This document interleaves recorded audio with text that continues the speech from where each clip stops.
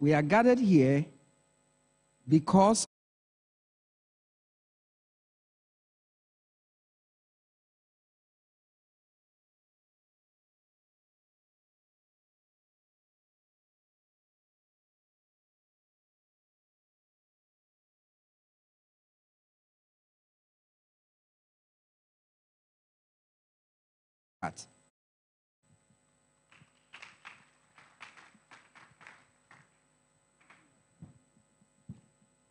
please let us rise.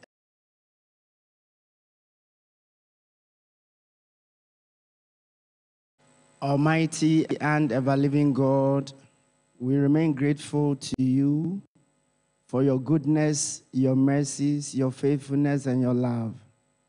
We thank you for the life of this great and noble university, the Kwame Nkrumah University of Science and Technology.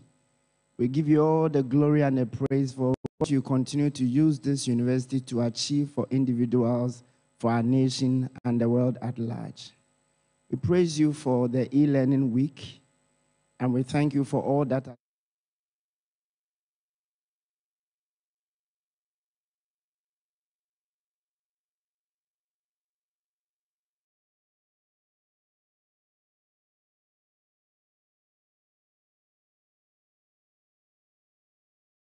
Guide us, give us wisdom, knowledge, understanding, and all that is needed to ensure that the target and the purpose we have set for ourselves will be achieved and even more. We pray that, Lord, everything will be successful, and at the end of it, we'll have cause to give you praise and adoration. Thank you for hearing our prayers, for we have asked for this and many more blessings through Christ Jesus our Lord. Amen. Thank you. Please sit.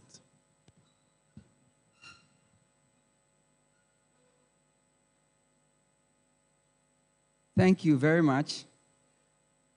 At this juncture, I would like to acknowledge the presence of some dignitaries who are here with us. We have the Deputy Minister of Education and the Member of Parliament for Asin South Constituency of the Parliament of Ghana, in the person of Honorable Reverend John Intim Fojo. Please, if you are here, give us a wave.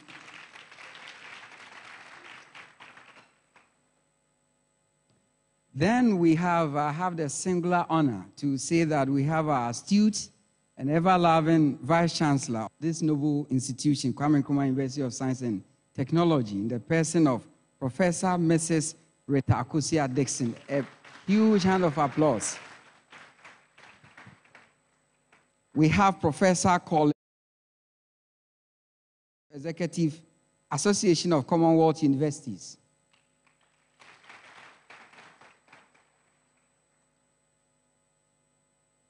We should have the Pro-Vice Chancellor. Maybe he's going to join us. And then we have the Registrar, KNUST, Mr. Andrews Kwesi Boateng.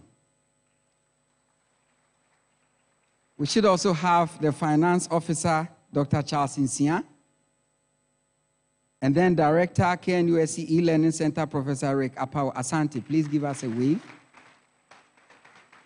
We also do have the provosts of the various colleges here in KNUST. We should have the provost of the College of Science, Professor Leonard K. Amekuji. We should have the provost for the College of Humanities and Social Sciences, Professor Charles Mafo. That of College of Engineering, Professor Kwabena Brichum Nyako. College of Agricultural and Natural Resources, Professor Dasin Awinyo Vito. College of Art and Built Environment, Professor John Tia Bugri. College of Health Sciences, Professor Christian Ajari. Director, Institute of Distance Learning, Professor Matthew Glover Ado. And Director of KNUST School of Graduate Studies, Professor Eric Kwabena Foku. And Director of the Directorate of the Student Affairs, Professor Wilson Ajari.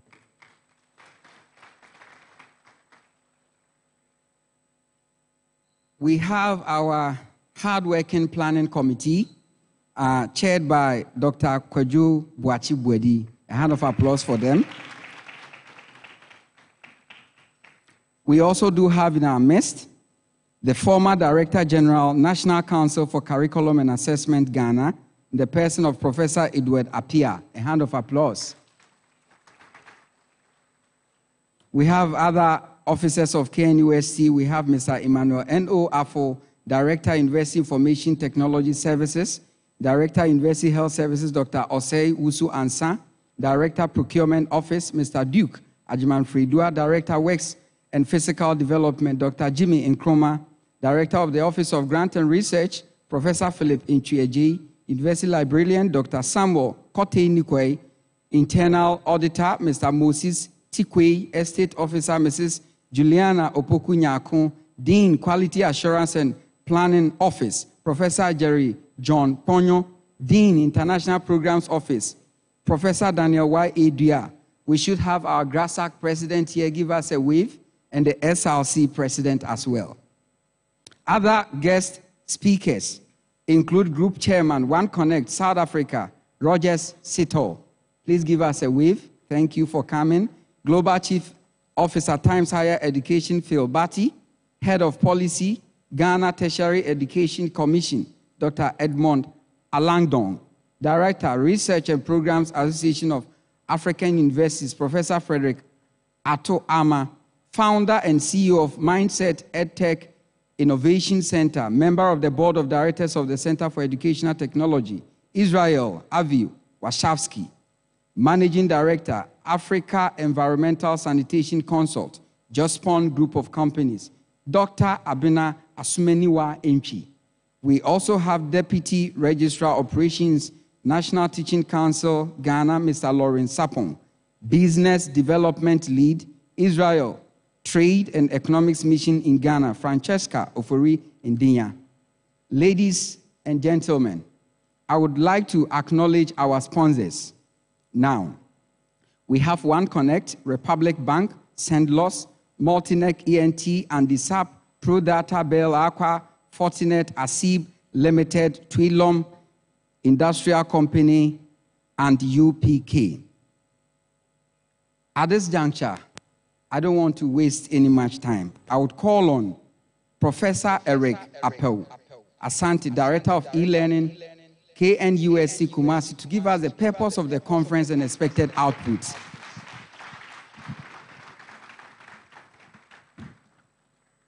Thank you very much, dear MC,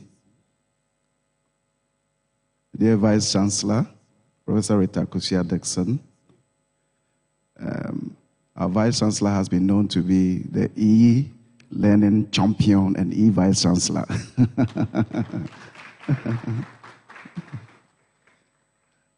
Dear Secretary General and Chief Executive Officer, Chief Executive of Association of Commonwealth Universities, Professor Colin,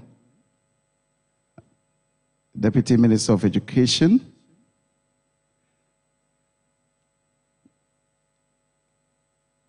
the protocols that have been clearly established based on the names that have been mentioned permit me to establish same protocol and stand on that to deliver.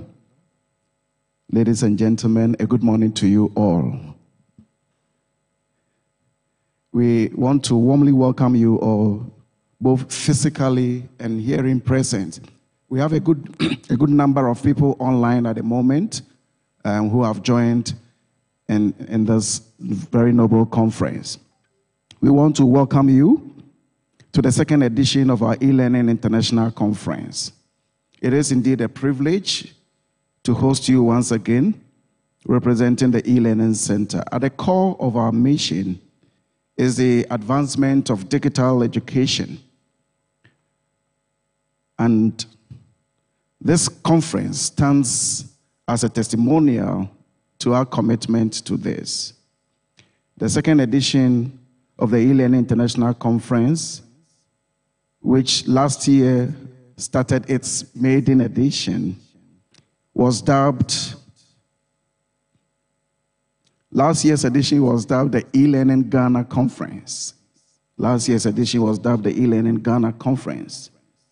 And KNUST envisioned a platform for educators, for academics, for administrators, and stakeholders within the e-learning ecosystem to dialogue and brainstorm on emerging issues in digital education.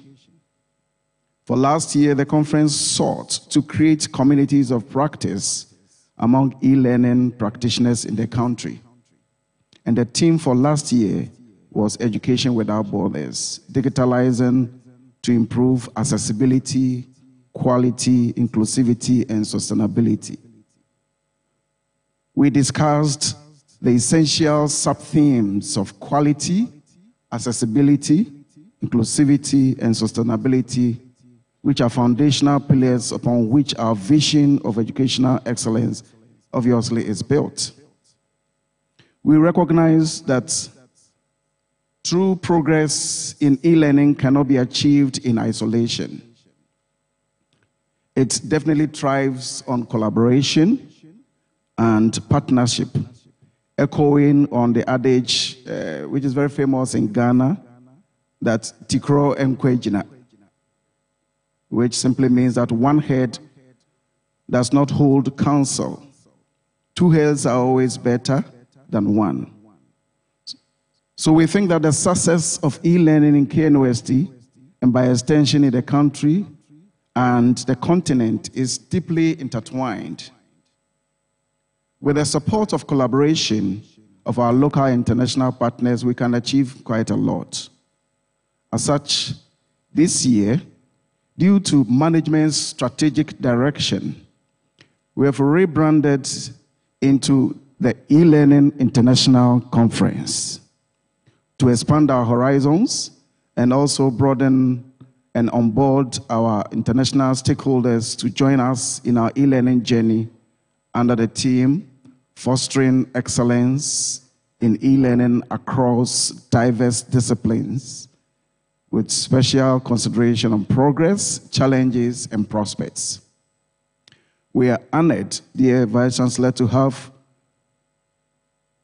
very distinct speakers in this year's conference, among whom are our keynote speaker, who has been introduced, Professor Colin Roden, who is the Secretary General and Chief Executive of the Association of Commonwealth University. Our guest of honor, Honorable Reverend Intim Forjo, Deputy Minister of Education. In this conference, we would also have a presentation by the Global Affairs Officer of Times Higher Education, Phil Barthy, who is currently online with us.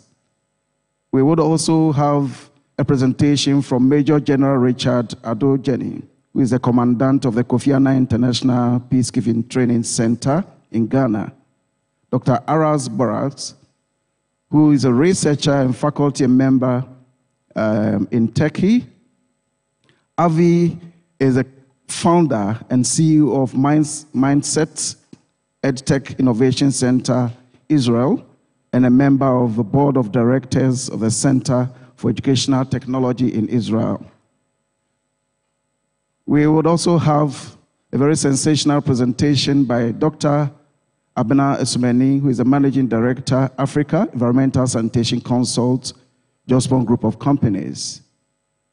It promises to have a lot of very educative presentations. Dr. Edmond is the head, Alangdon is the head policy and head of policy, Ghana Tertiary Education. And all the key people who have been introduced, which time will not permit me to rerun, would be doing as good to present on the theme. We believe that together with our world-class speakers in the e-learning community, their insights and expertise will enrich our discussions as we have gathered, and then also inspire and motivate our innovative approaches to e-learning. I want to highlight on the purpose of this conference. This conference serves as a dynamic platform uniting diverse stakeholders, educators, administrators, trainers, technologies, students, policymakers, investors, people from the industry, under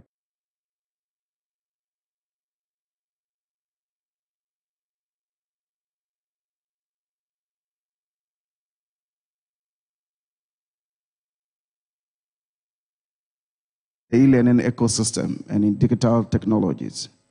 And central to our mission, the conference advocates for e-learning, raising awareness of its transformative potential in alignment with the mission of the KNUST and the e-learning center, which is not only to host the conference, but also to spearhead the annual e-learning awareness week and its celebration. The e-learning international conference aims to provide a comprehensive forum for exchanging ideas, for sharing experiences, for innovating in the space. And we propose that participants look forward to a thought-provoking keynote speaking and interactive workshops. There will be panel sessions and discussions that tackles challenges and opportunities in the evolving digital education landscape. We have about 4 expected outcomes for this conference. So for our expected outputs, through vibrant discourse and collaborative efforts, we anticipate that first, we're able to translate the discussions and insights into tangible digital education practices and actionable plans, so that as we share ideas and as we learn from the presentations, it will not remain theories, but they will be actionable plans and outputs. We're also looking forward to a renewed commitment to breaking down barriers that hinder access to education, enhancing quality of learning experience, and then also fostering a very crucial subject area, which is inclusivity and ensuring sustainability of the efforts of e-learning and digitalization. And then for the third, we are seeking to strengthen partnership among stakeholders for a very sustainable e-learning initiative. And that's why we have very key partners here. The fourth output is that we seek by this conference to encourage and support student-led innovations in the digital learning space. Dear Vice Chancellor, glad to announce that in this section, during the climax, awards will be given under the following categories: Outstanding E-Learning Educator Award within our KNUST e-learning practice. And this award category recognizes an educator in each of the colleges who has demonstrated exceptional creativity and innovation in the use of the KNUST e-learning platforms to enhance their teaching and learning activities. Then the second award is the Outstanding E-Learning Students Award, which would be awarded to students in each category who have shown exceptional dedication and also performance and engagement in their online courses utilizing the KNUST e-learning management platform.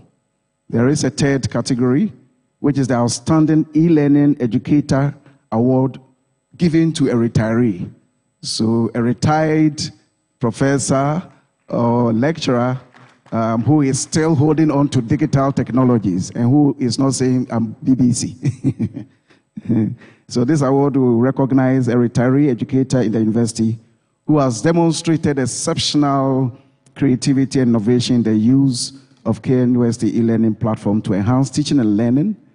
Dear Chair, we will also have a fourth category, which is Lifetime Achievement in E-Learning Award, and that honors a long-serving staff member here in our institution on retirement who has made substantial contributions to the development and success of e-learning in KNUST over the years. Then the last category would be Exemplary E-Learning Administrator Award, which recognizes an administrator who has shown outstanding leadership and dedication in advancing our e-learning initiative here in KNUST.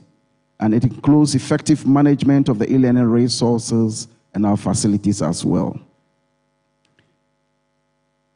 I want to gladly announce that our dear friend Rogers is the Chief Executive Director of One Connect, has, in collaboration with our dear Vice Chancellor, made provision for these award packages that we are going to give to all the categories that we have done. Rogers, we want to appreciate you so much for this very awesome donation. Dear participants, as I wrap up, I humbly want to urge that we all come on board and seize this opportunity to engage deeply and share our expertise, even as conference presenters and participants and students as well, so that we are able to utilize the collective wisdom that we gather here to better e-learning practices globally. We believe that we will leave this conference inspired, motivated, and ready to impact this world with what is burdened here. I thank you so much. The response to KNUST E-Learning Center is just a click. So KNUST E-Learning Center, just a click. Thank you very much. Thank you.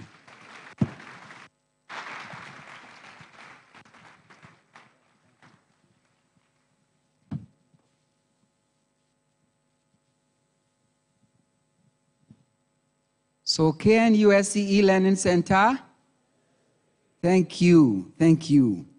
I have the singular honor today. This opportunity is so rare.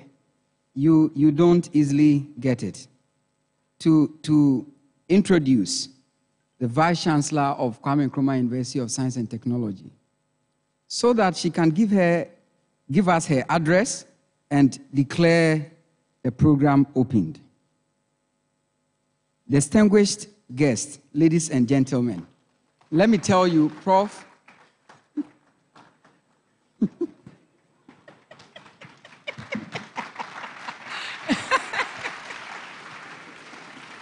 Thank you very much, MC. We need to add on to the time savings this morning. If I allow him, you know what he will do. Let me, Honorable Deputy Minister for Education, let me crave your indulgence and stand on the existing protocols that have been beautifully established and say good morning to all of you. I said good morning. Thank you very much. Before I even say anything, let me go ahead of myself and also submit the appreciation of this university to all of you, our stakeholders, our partners, and our collaborators for making time for this very, very important e-learning international conference. Thank you very much. Shall we clap for everybody who has made time to be here, and also those joining us virtually. This gathering, distinguished ladies and gentlemen, brings together an array of scholars, pioneers, and thought leaders in the field. And of course, it provides us with an enormous opportunity to engage each other towards improvement of the digital ecosystem that we find ourselves in. As for all the gifts that COVID gave to us, you know the list is long, but we cannot forget that working very hard and improving our e-learning ecosystem happens to be one of them. And we are grateful for all the very kind collaborations that we have enjoyed to this point. Last year, when we met, we spent some time to look at education without borders, digitizing to improve accessibility, quality, inclusivity, and sustainability. Together, we spent some time to discuss the essential sub-themes of quality, accessibility, inclusivity, and so on. This year, we are here once again, and we are making progress. And we want to look at what are the prospects, what are the challenges, and how do we foster a community of excellence in e-learning across diverse disciplines. And that is why I'm very, very happy to applaud the leadership of the planning committee for such an apt theme for us to be guided by during this conference. Do they deserve a big round of applause once again? Thank you very much. Indeed, the director has said a lot, but just to add that our discussion, among others, will be focusing on emerging trends in multidisciplinary online teaching and learning environments, inclusive e-learning practices, policy and regulatory standards in e-learning, student-led innovations in e-learning, and many, many more. This conference promises to be very, very engaging. So please, don't miss out on any of them. As educators, we bear the responsibility to collaborate, innovate, and lead in this digital era. Through research and impactful projects, we can push the boundaries of what is possible in education. E-learning plays a crucial role in this endeavor, by all means, offering tools and platforms that we need to create a more inclusive, effective, and forward-looking educational landscape. Distinguished ladies and gentlemen, it is heartwarming to know that we keep making remarkable progress in our e-learning technologies and pedagogical strategies. Of course, we have come a long way, but I'm always very quick to remind the team that we have further to go. So let us work together to achieve more. We have to continue to do everything we can to support what we are doing. We continue to work on enhancing our e-examination strategies with increased online examination rollout. Of course, the rapid pace of technological advancement presents, as you are aware, both opportunities and also challenges. But together, we can achieve more. It is our responsibility to foster cross-disciplinary collaboration, ensuring that every field benefits from the advancement in e-learning. And at the end of the day, what must take center stage is that we are not leaving anybody behind. We are going together. I am reliably informed that all members of faculty and senior administrative managers and staff will be undergoing continuous professional development training in emerging trends in e-learning during the break. Please, I just want to encourage all of us to take advantage of this window.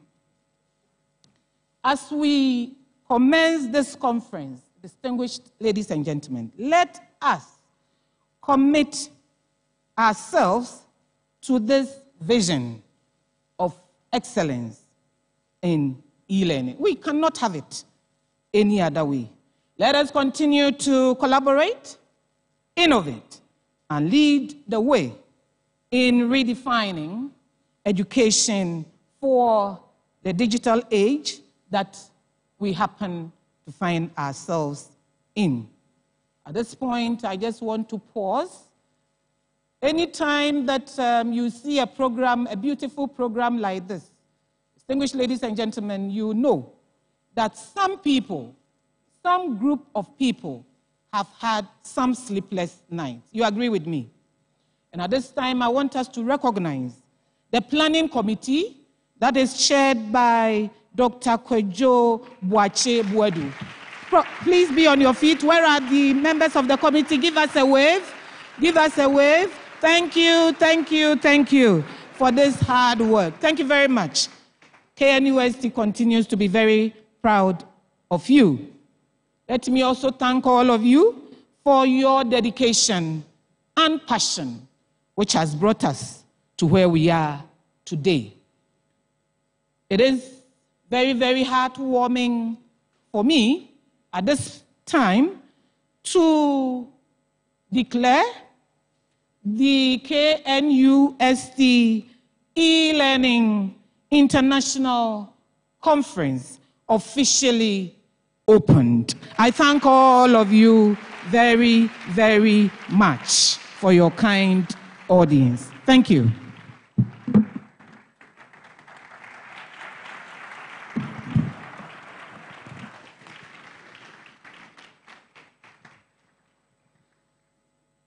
Thank you very much, our Vice Chancellor. Let us all commit to this vision of e-learning for all the benefits it will bring us. Ladies and gentlemen, KNUST E-Learning Center. Oh, KNUST E-Learning Center. Thank you, thank you. Okay, so we would like to have our keynote speaker.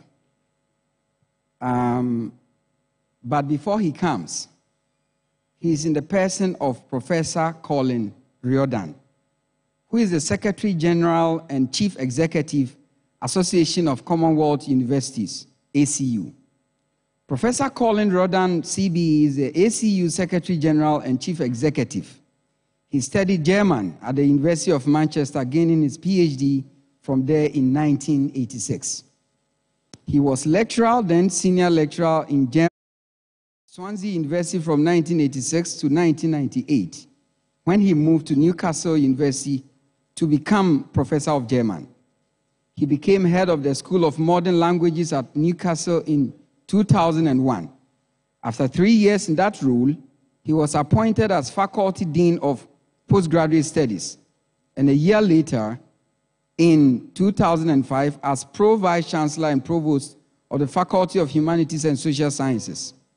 In October 2007, he became Vice Chancellor of the University of Essex before moving to Cardiff University in 2012, where he served as the President and Vice Chancellor until August 2023. Professor Riordan has undertaken numerous board roles, including those on universities, including UK, UCAS twice, Advanced HE, the Association of Commonwealth Universities, until May 2023, as Chair of UUKI, Chair of Universities Wales, and as Chair of the Conversation. From 2021 to 2023, he was Chair of the IDP Connect Strategic Advisory Board. We have our keynote speaker to take us through a presentation on fostering excellence in e-learning across diverse disciplines, progress, challenges, and prospects. Distinguished guests, ladies and gentlemen, let us welcome the keynote speaker, Professor Colin Riordan.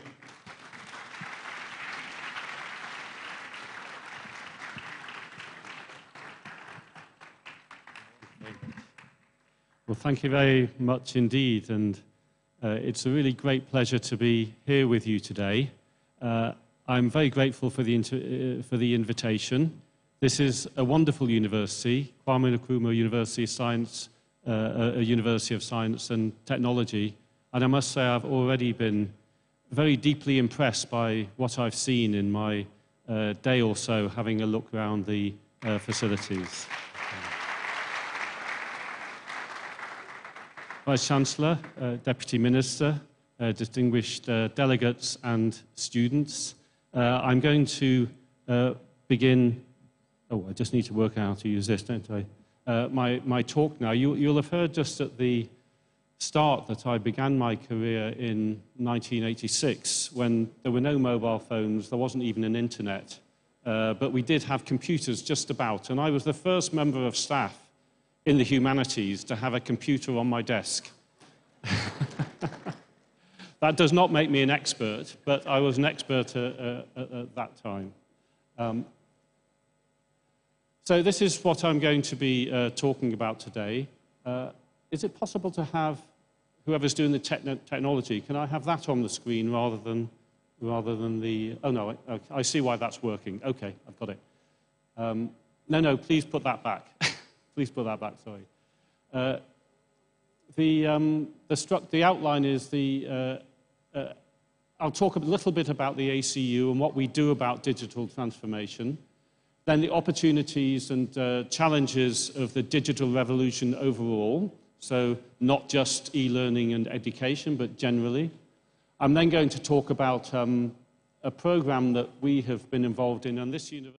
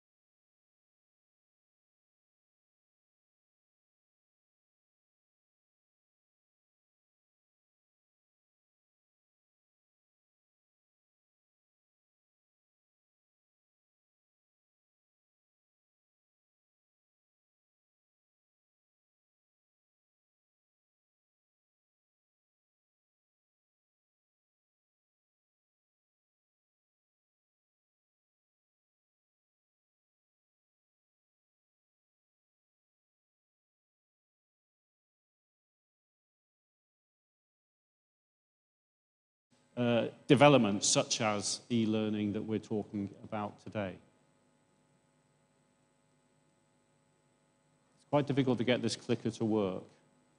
Oh, there we are. Okay. So in Ghana, we have 13 members, and you've heard about the bottom activity that we're dealing with there, Partnership for Enhanced and Blended Learning, but we also very much do student and staff mobility, so we have grants to disperse. We also host grant awarding bodies like the Commonwealth Scholarship Commission. And we engage in other programs, particularly on climate change and adaptation, but also on peace and reconciliation and other matters that are important throughout the Commonwealth and throughout the world.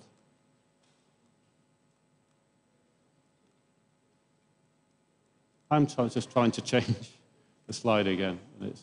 Where should I point it? Can somebody change the slide, perhaps? There we are. I'll just say next slide, please, shall I, if someone can do that. So this is our commitment to digital transformation. Our strategy envisages programs for research and education capacity strengthening. And what we're trying to do, and do in fact, is support member universities in their digital transformation. And we've been involved in that with this university, of course, and with others. We help to improve the digital capabilities and the skills and confidence of the staff. And we support a measured, long-term approach to digital education. And we've already heard speakers today in the short time this conference has been open, mentioning the importance of a longer-term strategy in this respect. Next slide, please. So I'll move on now to the broader question of the opportunities and challenges of the digital revolution, so not just e-learning itself, but more than that. Next slide. So, first question, what is e-learning? It may be a pointless question, it might seem unnecessary. I think we all kind of know what it is.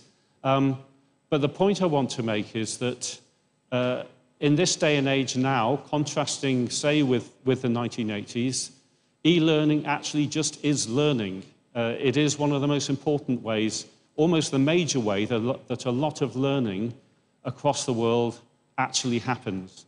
So there is an app called Duolingo for learning languages. Some of you in the audience may have used it. I certainly have.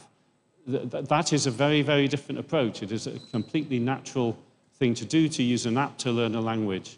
If you want to know something, what do? You check it on your phone. So e-learning actually is learning. It permeates really everything we do, sometimes in ways that are quite unconscious. And that's the reason, really, that this conference is so important. There are plenty of other reasons, but that is one, that e-learning actually is learning now. Now, we're talking about excellence in e-learning. Well, how do we know when e-learning is excellent? That's an interesting question, and we'll be hearing from Phil Beatty a little later in the morning, who spends a lot of time working on exactly that issue. So I won't go into it in a lot of detail, but there are some interesting different aspects in terms of e-learning compared with measuring success or excellence in education generally. So measuring success in education is a difficult thing compared with measuring success or excellence in research.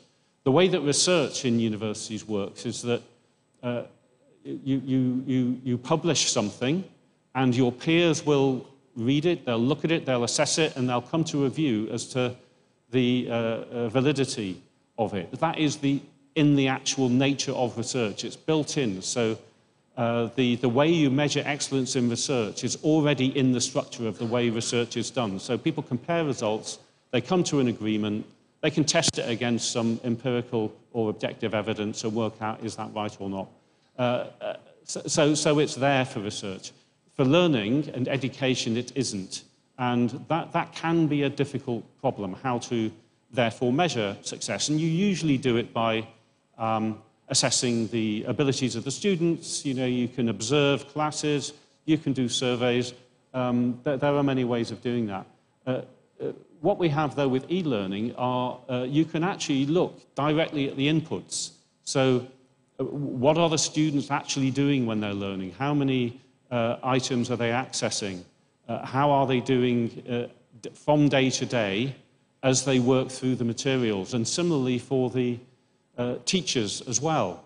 You can see the engagement of the teachers, how much time and effort and what exactly they're doing as they go through the program in ways that are more hidden in the traditional way of education. So you do have extremely rich data which can be analysed, and it is possible through those means to work out whether we are reaching actual excellence once you've defined what excellence is. Of course, the more traditional way is through the outputs, and the OECD, of course, does a lot of work in that respect, and so do league tables. And we're going to be hearing about digitalization in league tables a little later in the morning. The next point I want to make is one that I've already made and has already been made, which is you have to take a strategic approach if you want to achieve excellence. It can't be done any other way.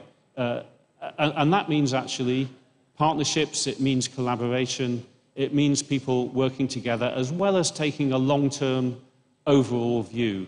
And for that overall view can be global, it must be global, but in terms of a university, you need a strategic approach for a university, and certainly in terms of a country. I'm sure that the Deputy Minister and his minister and their colleagues are doing exactly that. And I know, in fact, that Ghana does do that, because I've heard it from the Minister himself when he attended our conference in May in London. You have to be internationally competitive if you want to be excellent. You've got to go beyond comparing yourself with the university, in this case, in the next city, or with other universities in your country or even neighbouring. You need to be globally competitive, because e-learning by its very nature is not bound to a place. It is a global arena, and you've got to compete in that global arena. And then finally, in order to achieve excellence in e-learning, you have to move fast. Don't tell a university to move fast, by the way. That's a really difficult thing to do. We are, by nature, we tend to be slow-moving. It takes a long time to get things done. Governments find the same problem. But actually, we've shown ourselves, haven't we? We've shown ourselves that we can move fast when we need to. When COVID happened, we had to move all of our teaching, all of us. I remember doing it myself in Cardiff. Well, not personally, I made them do it. But we had to tell all of the staff, all of your teaching goes online as of now. A remarkable thing. And they actually did do it. They rose to that challenge. Now, the same thing happened in hospitals, it happened in government, it happened everywhere. Everybody moved really, really quickly because there was a crisis. What we need to do in terms of a subject like this is try to imagine that there is a crisis. We're going to get left behind. We do need to move fast. And again, I've seen how fast this university has moved with the drive and vision of the Vice-Chancellor and the excellent people who are able to put that vision into practice and implement it. And that is really a lesson, I think, for all of us to learn in this arena. We'll move to the next slide, please.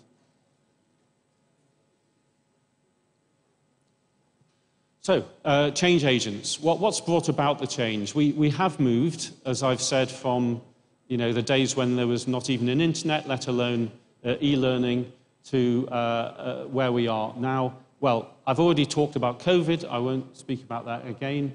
The advent of AI is obviously a game changer. We'll hear more about that in this conference. That is going to be something we'll hear about, I gather, in some of the sessions.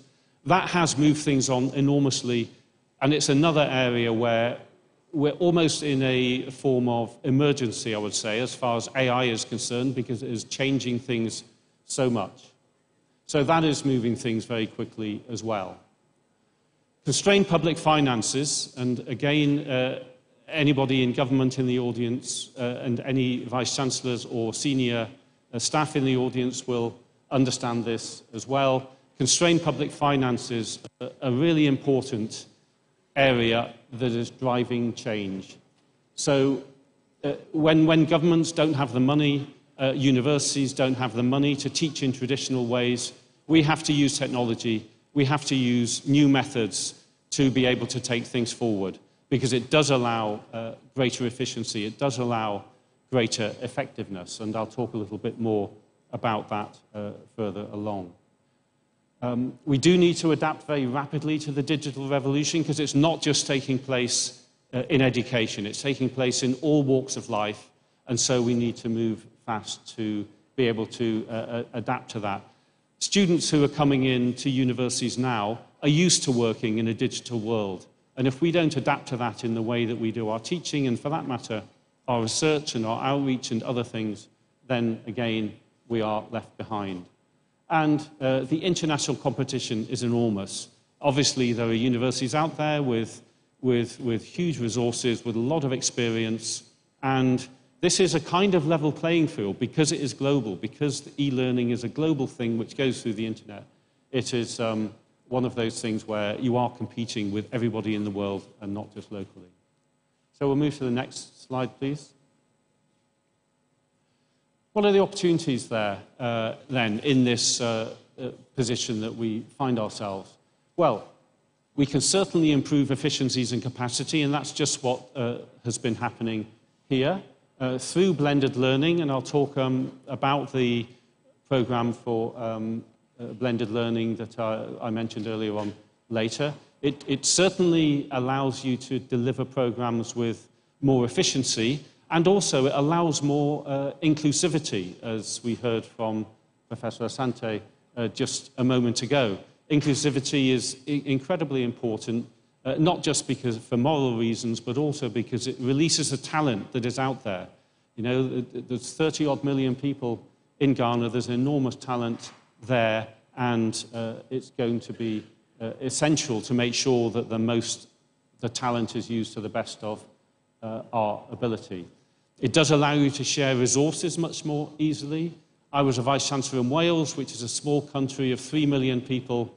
We had 8 universities only in that country. It was important to use resources extremely efficiently, and so we used e-learning, in other words, being able to share classes between universities as a way of doing that. We didn't do it enough, anywhere near enough. I think the future for countries as small as Wales ought to be that they share resources more. It is difficult to get change. I wish I'd been able to get more change in that respect, but sharing resources is certainly very possible and much easier to do now through e-learning than we were in the past. And that leads me to that third point there, which is co-opetition. We are in competition as universities with one another. Of course we are. We compete for students, we compete for resources, we do compete for other things as well. But we have to cooperate if we're going to succeed. Everybody benefits if we cooperate as well as compete. And that happens, can certainly happen through e-learning. The other huge opportunity is widening participation in countries where not everybody can get to a university, not everybody can afford to move to a university or to live there. There is the possibility at a much lower cost of allowing them to participate in university from wherever it is they live, provided you can provide the infrastructure for that. If they're able to do it, it is absolutely possible then to widen participation, give more opportunities to more people through e-learning. The other big opportunity, I think, is that I talked about students coming to the university already well-versed in these areas. Students of today, of course, are digital natives. I think we are in an era where everybody now who is coming to university at the usual university age has grown up in a digital society. So these are the people who will be taking forward the e-learning revolution over the next few years. And so we need to think of this as in terms of education for and by digital natives. And the knock-on effects of that, the positive knock-on effects of that for the big challenges of the world, such as climate resilience, prosperity, and the health and well-being of populations, again, are massive, because people who've grown up in an environment where they've been digitally educated using digital means will use those means themselves when tackling the main problems, the big challenges facing humanity, such as those that I've listed there. Let's move to the next slide, please. So those are the opportunities. What are the challenges? We tend to get stuck on the challenges because they are quite major. I've talked about the difficulty of moving fast, of bureaucracies and so on. But here are some of the other challenges. Motivation. Getting people to change can be really difficult, and you need a major motivation to do that. Well, you can have an external crisis, as we had with COVID, or the other way of doing this is you can have really strong visionary leadership. And when I say strong leadership, I mean motivational leadership. You cannot force people to do this. You can sort of a little bit, but you can't really make that the main way. It's much more difficult. You do need to actually motivate people with the positive arguments for e-learning and for the digital revolution. So it's really important to absorb those arguments and be able to put them whenever asked. Skills are absolutely critical. So much of this is not about technology. The technology actually is out there, really. It's expensive, it can be hard to get hold of, or we may not know really that it's there. The issue is getting enough skills, getting enough development so that people are able to take advantage of it. Installing infrastructure is really critical. You have to have the right infrastructure, whether it's connectivity, the wireless connectivity, the networks, all that needs to be there, as well as the devices. And again, that's something that it's very difficult for individual institutions to do. That has to be done really at a government level. So you can see that the theme really developing here is that you have to have people, society, working with the universities, with government, and actually with private companies and industry as well. All of those areas need to work together to make this function well. The equipment is critical, and it's not just having the equipment, it's keeping up to date, and that is the difficult one. Now, the big corporations produce most of this consumer equipment. We know that. We know that there's always a new edition. There's a new iPhone every couple of years, or even sooner than that. And some of that we're also aware is because these corporations do have to drive a profit, and that's just the way things work. So built into it all is how do you keep up to date, essentially? How do you keep your equipment, your skills, and everything else up to date? And that leads me to the last one. I won't even go into that. The cost can be huge. However, there are ways of doing things that are much less expensive than they might otherwise seem.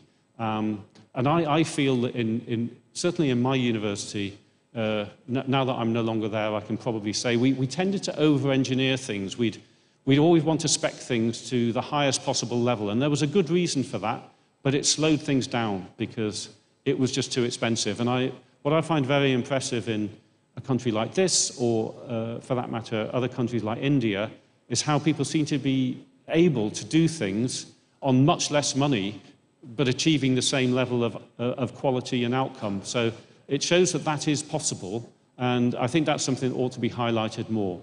Let's move to the next slide, please. So what are the key success factors for progress? I've already mentioned the long-term strategic approach. I won't go into that again.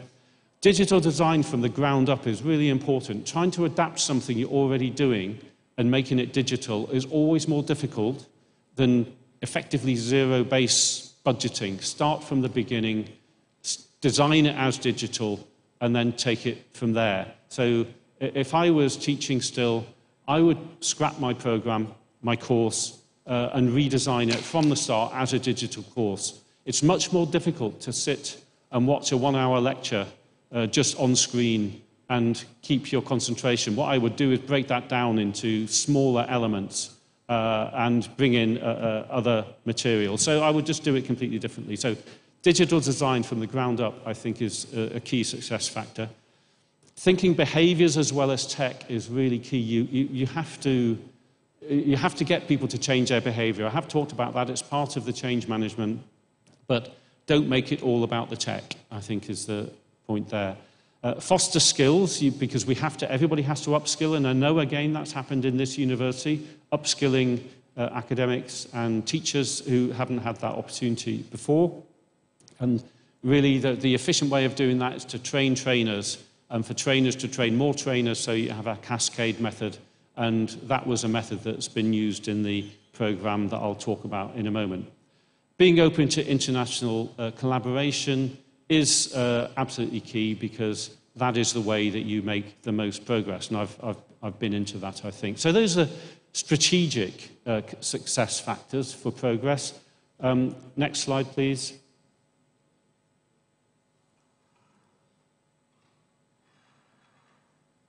If I can have the next slide. So these are the tactical, the more local, as it were, success factors. It's very important to work with the regulatory and coordinating bodies that are in charge of education. So in this country, that's GCHEC.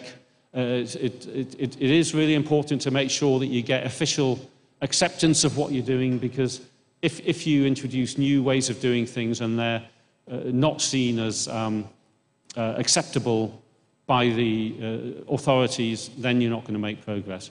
Communication, you cannot communicate enough. You really can't communicate enough about the importance of this, which is why conferences like this are important, because it does get the word out. It makes a point. It's symbolically important.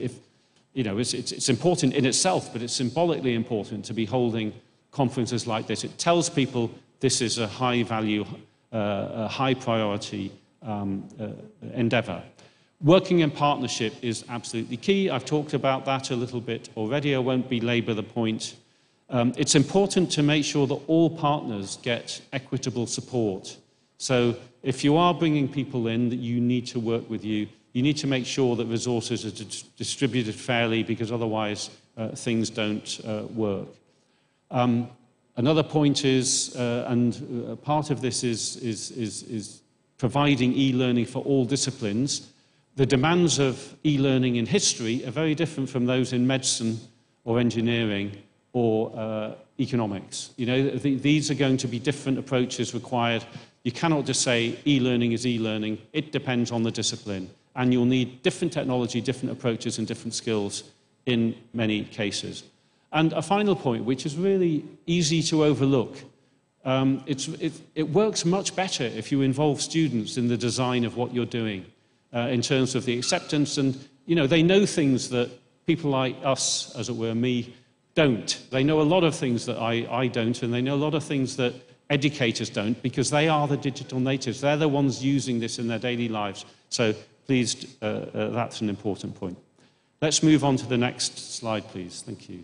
So I'll now just go fairly quickly through this case study of Partnerships for Enhanced and Blended Learning. Many of you will be familiar with it, others may not. Let's move to the next slide, please. So this was a program that was put together with international funding, initially from the UK government and then from the Australian government. The first iteration was in East Africa and the second in West Africa, in which this university has been involved. And I won't read that out, but it tells you what Pebble actually does. It's how do you strengthen capacity to design and implement blended learning. Blended learning being a combination of in-person and online e-learning. So let's move to the next slide, please. And the ambition is to transform the quality, relevance, scale, accessibility, and affordability of higher education. So it's a big ambition, but it's one that is achievable. And that's why this is actually of great interest, not just to universities, but also to governments. And this is why governments have been prepared to fund this, because this is about the way you do higher education overall. Now, let's move to the next slide then, please. So what does blended learning do? As I've said, it combines face-to-face interactions with online activities. It develops skills, improves employment prospects, and that's a really critical part of this, building employability into it. I know that we have some people in the audience who work closely with industry. It's much easier to involve industry and to involve business in higher education through e-learning than it is when it was back in the day when it was in person. You can very much more easily as it were, hold webinars or bring people in to give to speak to students or to engage with students online than you can in person. So it's key in that sense as well. And the idea is to achieve greater prosperity for all. Blended learning does have the ability to increase enrollment numbers because it allows people to take part, participate, who might otherwise not be able to. It can be more inclusive if it's done right. It can allow people to take part who otherwise wouldn't be able to because of things that are beyond their control. And it can help to achieve efficiencies by addressing academic staff shortages and rising student numbers. So those are the advantages of blended learning. If we move to the next slide. So this is the program that I specifically will talk about, Pebble West Africa, that this university was part of over 2 years. Let's move to the next slide. So this is the one that was funded by the Australian government. The first one, East Africa, was funded by the UK government. And this supported, as you can see there, 12 universities across Ghana. And it was designed using learning from the previous Pebble. And if we have another Pebble, which we hope to do, we're trying to, we need to persuade somebody to finance this, then we will use the learning from the West Africa Pebble to take things forward. We, the ACU, have been the coordinator, and we have a series of technical partners who supported the program. So we'll move to the next slide, please. And it involved 12 institutions across Ghana and Nigeria, 200 plus academics, and 2,000 plus students. And we're expecting that it will have reached many tens of thousands of learners, as the Pebble East Africa did. Let's move to the next slide. So these were the technical partners, the Staff and Education Development Association. And it was good to have them there because this is as much about staff development as it is about students. This kind of program, it's educating staff, it's providing the skills. And once people have the skills, then everything else follows. The Commonwealth of Learning is an organization across the Commonwealth.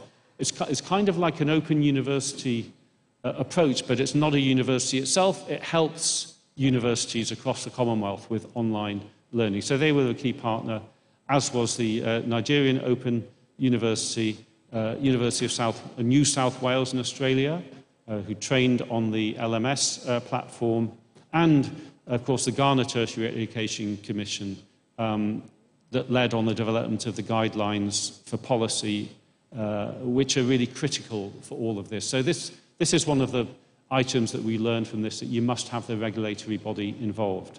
Next slide, please. These were the university partners in Ghana. So I don't know, because I haven't spoken to everybody, but I've heard certainly from people in this university that it did help to build partnerships across the piece in a cooperative but yet competitive way, which is the way forward for universities. Next slide, please. So there were 6 high-quality courses developed and available, which are on the OER Africa. Training took place, as I've already mentioned. So let's move to the next slide, please. The QA training was provided by the Commonwealth of Learning. QA as quality assurance, and quality assurance is really important in all of this. You have to build that in as well to ensure that you are staying on track in terms of the quality. And gender training was also provided by experts from the International Network for Advancing Science and Policy. And that is important because equal access to all of this is absolutely critical. And you see that last point there on cascade training. That is the way you make this succeed, by training trainers who can train others, and it then spreads. So that's the key to success and to sustainability. Next slide, please. And these are the courses. I won't go through them all. You can see there's one course there from this university, a management information system, and a series of other courses that were developed. Of course, since then, many, many courses will be being developed because of this program, I'm sure. Next slide, please. What was the learning then from these projects? There are reports which you can consult if you're interested in this, but But some of the challenges are that unequal access to internet and equipment creates barriers. I think we kind of knew that, but it showed us exactly how the barriers worked and what we can do to overcome them. It seems that blended learning is still regarded as inferior to face-to-face learning, and that really needs to change. That has to change because the world has changed. So that's an interesting challenge to take on. Staff development is crucial. I've mentioned that already. Communication is vital to win over resistant faculty. Not everybody likes change, so you have to win people over to it. And cross-institutional partnership working is efficient and effective, and I've already mentioned that point. Let's move to the next slide, please. Okay, so I'm coming to the end of my remarks now with some prospects for the future. Next slide, please. So this is in an ideal world, right? In a perfect world, this is what we would do into the future. First of all, you would co-create a strategy for e-learning through the quadruple helix. The quadruple helix is government, universities, industry, and civil society. So all those areas working together to create, co-create a strategy for e-learning, because they all have a role to play. Industry will employ the students. The students will be taking part in the actual e-learning. The universities will need to bring it to fruition, and government needs to provide the policy and the frameworks and, frankly, at least some of the money. So that's the first point. Secondly, you have to win hearts and minds. You must win people over. People need to be committed to this program. You've got to establish the infrastructure. I mentioned that. The quadruple helix helps with that as well. So establish the infrastructure, make sure that's the basis that's there. Fourthly, take an all-through approach from primary right through to tertiary education. In fact, I'd go beyond tertiary, and it needs to be lifelong. So you need to build in lifelong learning into all of this. Fifthly, build a system from the ground up. Don't try too much to adapt what's already there. To a certain degree, you have to, but whatever you can build from the ground up, you should do that. Sixth point, monitor and evaluate. Always check how it's going. Don't assume that things are working well. You must evaluate your progress, you must monitor it, make changes, and then move on. And then finally, and I've already said this, emphasize quality assurance. And all of these elements came out of the Pebble program. So we know that through the program, we know these are things that we have to pay attention to. Move to the next slide, please. However, you do have to be realistic and pragmatic. You've got to aim at what is achievable, and you do have to be patient. There are so many developments at the moment. AI is, as I've already said, I'm not even going to talk about it. We all know how transformative it is, what a big difference it's making. We're moving towards now micro-credentials, so very, very small qualifications you can take, or small credit-bearing segments that will build up to a bigger qualification that you can do while you're in work. And that is absolutely going to be the part of the future. But it takes time to do that. I would like that for all Commonwealth universities, but we have to be patient. That's probably going to take a decade at least to achieve that. So patience is a great virtue, and it's very important in e-learning as everything else. And you have been very patient. Thank you very much for your patience and for your attention. Thank you.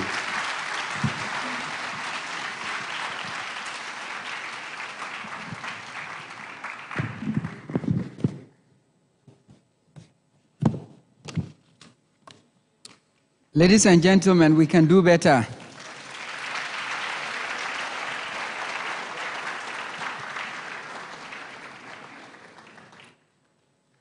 That was such a powerful and insightful presentation, Professor Collins. Thank you very much. I think that names are our very identities. So if you mismatch that of a person, then you are not doing the person right. Earlier on, I called on the chaplain of our noble institution, and I must have gotten the name wrong. He's in the person of Reverend Dr. J.W. Achampo. Let's give it up for him. Ladies and gentlemen, we need a little time to digest everything that we have heard thus far. So I'll call on the Center for National Culture, Kumasi, to give us a vibe of the Ghanaian steeds. A hand of applause as they give us what they have.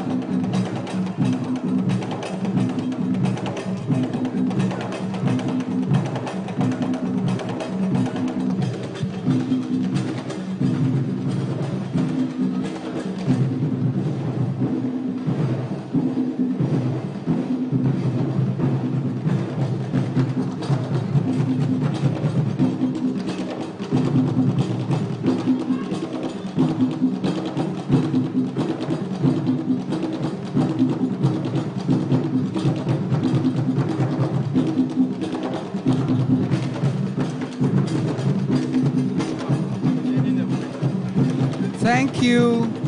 Thank you.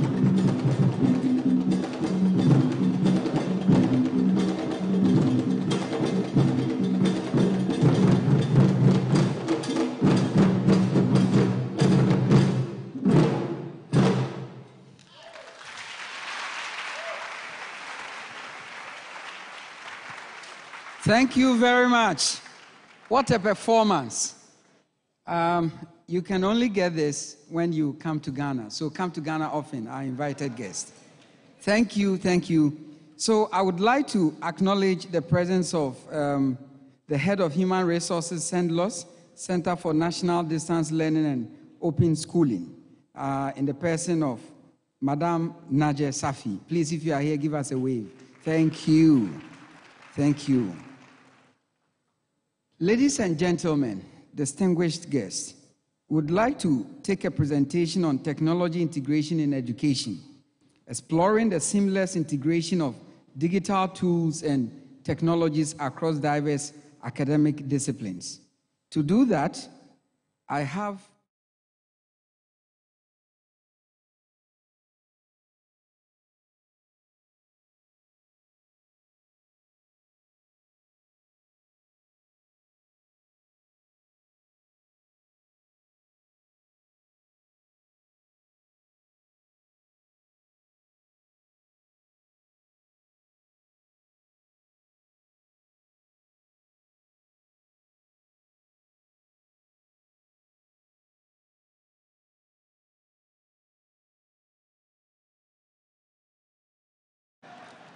About 2 forward to see this dance, you'll definitely be given an honor and be given a chieftaincy title before you go back.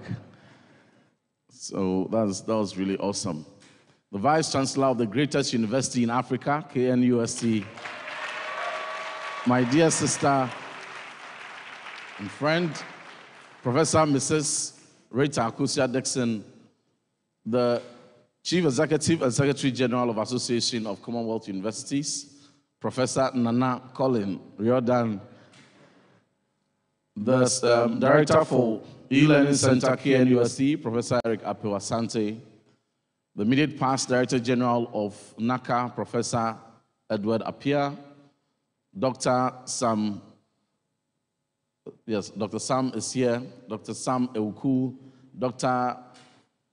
Abena Entry, and all our distinguished guests who are here, our partners, from TTEL, from GTEC, and all our partners who have supported.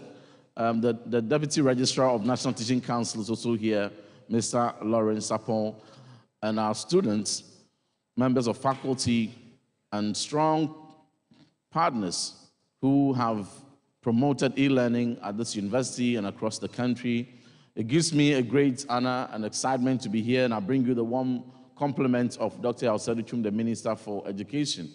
This is a very important platform, an international e-learning conference that is bringing together seasoned experts, highlighting innovation in digital learning, e-learning, and bringing up ways that we can scale up the interventions we already have existing and how we can reach every learner and every member that is ready for learning. I must, at the outset, applaud KNUST for leading the charge and leading great innovations in e-learning, having established the e-learning center with many innovations that we have seen. We've seen the establishment of the virtual reality studio that supports researchers, students, members of faculty with virtual reality devices, and that gives them the true immersive experience across various disciplines, and that is a true innovation. And we look forward to supporting and partnering to scale that up. I'm equally excited also to hear update from the Vice Chancellor on the preparedness put in place in the establishment of the responsible artificial intelligence lab that is going to ensure that our members of faculty, their capacity are built to the level where artificial intelligence can be responsibly and ethically deployed across research and assessment and learning to make our learning experience much better and have a technology-led experience. We also very much welcome the collaborations between the e-learning center, KNUST, and the Association of Commonwealth Universities, and other key partners in promoting e-learning. E-learning, ladies and gentlemen, is key to ensuring that 21st century learning is deployed across the length and breadth of this country and that no one is left behind. It also conveniently, but most importantly, dovetails into government's agenda of promoting a digital economy, an economy that embraces, that is inclusive, and that ensures that no child is left behind in our education system. The world over, data has it that 250 million people between the ages of 6 and 18 globally are out of school. And all these must be found and given the opportunity for quality education. However, we cannot be restricted within the confines of physical infrastructure and building. Beyond that, we need to be able to leverage technology in today's technology rapidly changing world, where things are changing so fast by technology, to ensure we leverage technology to deploy learning across, even to difficult to access areas. It is important that we leverage technology to deploy learning to all these areas. And that is what is guiding investment at Ministry of Education. The vision of His Excellency, the President of the Republic, His Excellency Nana Addo Akufo-Addo, and the Vice President, Dr. Mahmoud Bawumia, in promoting the digital economy, have adopted education as a strategy. If we are able to promote digital literacy and extend so across all the levels of our education system, from pre-primary, primary, GHS, SHS, TVET, all the way to tertiary, then we are sure that we are preparing a critical mass of with the skills needed to thrive in today's world and with the skills needed to drive innovations to solve problems both at home and abroad. And that vision is what resonates very well with Dr. Yaw Sedutwum, the Minister for Education, and drives the commitment of the Minister and all of us supporting in attainment of our education strategic goals. It is important that we deploy technology in all facets of our education system. And precisely so, that is what has engaged us. At Ministry of Education, we realized that when COVID happened, it pushed every country and many institutions into building resilient systems and education, robust education systems that are resilient enough to withstand interruptions, however anticipated or surprising as they may be, and to ensure that learning takes place at all times and in every place. Digital learning and e-learning is a very effective way of deploying learning and to ensure that everyone is learning at all times conveniently, very fast, content deployed for people to be able to assess, an assessment even done in a very transparent manner. We are retooling every aspect of our education system to meet the dictates of our 21st century learning dictates.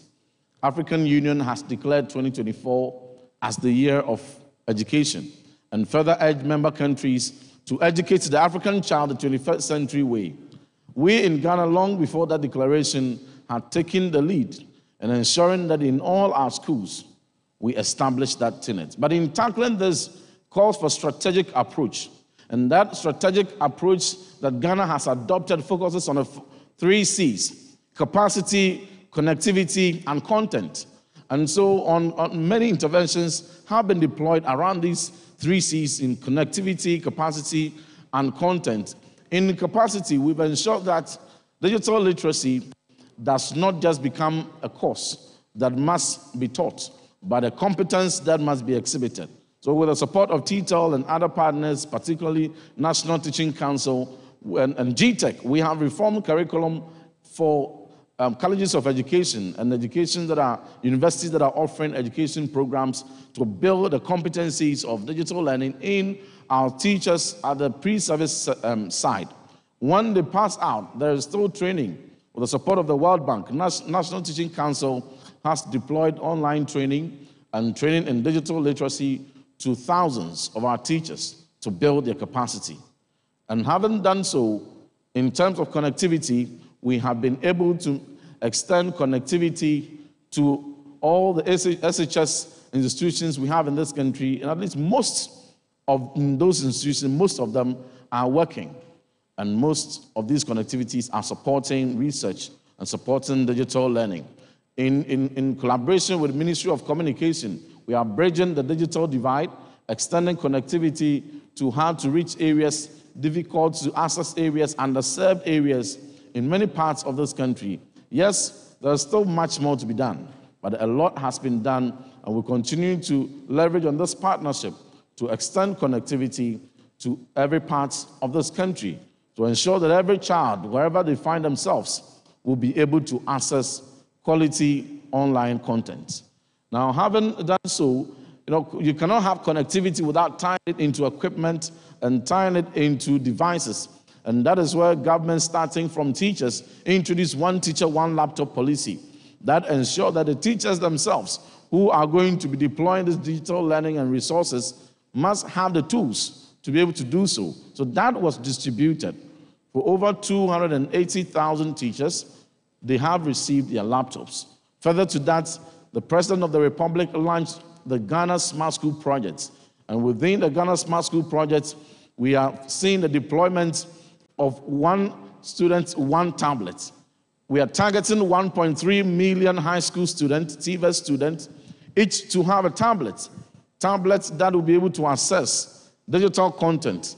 Tablet that will be able to deploy e-learning and for them to be able to experience 21st century learning. So far, my understanding is that some 450,000 tablets have been distributed, and it's still ongoing until the last student receives their tablets. You visit Opoku-Ware SHS today, and you will find 21st century learning taking place. The Ghana Smart School, a pilot of same having been established in that classroom, and that is how we're going to deploy to every SHS and every TVET institution across the country. But we are not only focusing on SHS.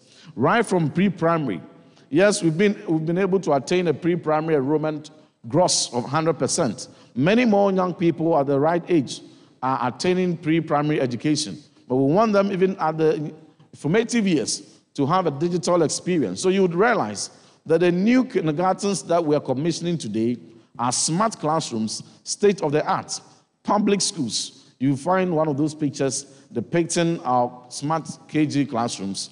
And all these investments and interventions are there to build the right ecosystem and the right infrastructure that supports a culture of digital learning and a culture of e-learning. We've done so much in this. On the content side, with CENDLOS, Center for National Distance Learning and Open Schooling, leading the charge, there are many groundbreaking contents that have been deployed. In COVID, we ensured that learning continued with the deployment of Edmodo platform. Further to that, iBox was an innovative platform that ensures that content were made available, approved by NACA, and deployed teachers to be able to go onto the platform, have interactive sessions with their learners and be able to assess them on iBox. That was assessed offline. And so anyone, regardless connectivity, was able to get onto that platform. That platform has still been deployed, even post-COVID, to all our secondary schools, and it is supporting the digital experience. We also have the iCampus, which is the online version of the iBox, which is accessed online by our students in high schools. And most recently, in collaboration with UNESCO and UNICEF, we have deployed a learning passport. The learning passport is a digital platform that is deployed not to SHS, but to primary schools and JHS. And so we are not leaving the foundational levels out of e-learning experience and the digital experience, because that is the level to build those competencies from which they would not depart in the later years of their learning. So Learning Passport has been deployed. We are piloting a number of schools, and soon we will expand the partnership to scale up for many other schools to be able to benefit from the Learning Passport. There is a latest innovation led by CENDLOS, which is an agency under Ministry of Education, which is Minecraft. And Minecraft is quite a brilliant platform that is deployed to support the learning experience for those in SHS. And these cut across many subject areas. And so we are setting the base right and ready for digital learning and for e-learning. And we are excited that KNUST is leading the charge and ensuring that devices must be further deployed even to students who are in need. And I'm aware of recently the distribution of over 500 laptops that was shared by KNUST to students that were in need, and plans in partnership with Ministry for Education to expand that. But you recall the recent announcement by the Vice President, Dr. Mahmoud Bawumia, when he made a bold announcement that having supplied one student, one tablet, the next people to target is a tertiary, to ensure that our tertiary students will have a subsidized laptop, and anyone that is in need of a laptop will be supported to acquire one to support their learning, their research, and to be able to build that ecosystem that is conducive for e-learning deployment across many disciplines in this country. So it is important that we it's important that we take full advantage of technology and prepare ourselves to offer cutting-edge researches and cutting-edge learning experiences, and prepare the next generation of leaders to be able to confidently compete for opportunities globally whilst staying here in Ghana and whilst having the education here in Ghana. That is a commitment that is driving investment at the Ministry of Education. We look forward to deepening partnership with Association of the Commonwealth Universities, and we look forward to deepening partnerships with all partners who have supported us in ensuring that digital learning is not just a subject, but a competence, and that a right ecosystem is put in place to support 21st century learning. On this note, I wish you a successful conference. We look forward keenly to the key outcomes that will even guide policy and guide and shape our investment into strengthening our e-learning platforms and ensuring that we scale it up to the level of demand that exists in this country. I thank you very much. God bless you.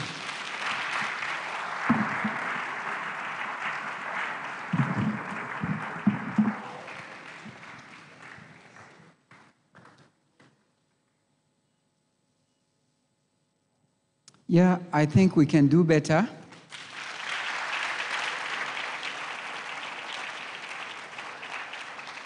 Thank you very much, our honorable guest of honor, Reverend John Intim Fojo. Thank you for all that you are doing. Thank you for reiterating them. Thank you for all the assurances. And most importantly, thank you for reminding us that we need to build much capacity, connectivity, and great content. Thank you very much. At this juncture, we'd like to have an interlude. And to do that, we'll take a video about e-learning. Shall we have rapt attention and go through this? The Kwame Nkrumah University of Science and Technology is a beacon of academic excellence in Ghana. In an era where education transcends traditional boundaries, KNUST is at the forefront championing the cause of e-learning.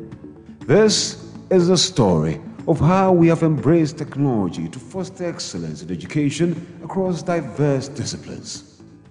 The year 2020 brought unprecedented challenges with the COVID-19 pandemic. As campuses worldwide shut down, the need for a robust e-learning system became imperative. KNUST was no exception. One day we're in class, and all of a sudden, everything went online. It was very overwhelming at first. Adapting to the new normal, KNUST swiftly transitioned to online learning. Virtual classrooms, digital assignments, and online assessments became the new standard. Our priority was to ensure that learning did not stop. So we took advantage of the situation to train our faculty, equip our students with the technological skills, and then bridge the gap to ensure that learning online comes in to support the gap that was created. Recognizing the need for a dedicated facility to support e-learning, the Office of the Vice-Chancellor established the KNUST E-Learning Center. This center became the heartbeat of our digital education initiatives. So the e-learning center was a strategic move by management to centralize our e-learning efforts. It became a hub for training, for innovation, and for equipping our learners and faculty with the skills required in the times. The KNUST e-learning center is a hub of innovation and leadership within Ghana's esteemed Kwame Nkrumah University of Science and Technology. Guided by our core values of excellence, innovation, and integrity, we leverage cutting-edge technologies and pedagogical strategies to foster teaching and learning and knowledge creation. The KNUST e-learning center offers a comprehensive suite of services tailored to meet the evolving needs of stakeholders.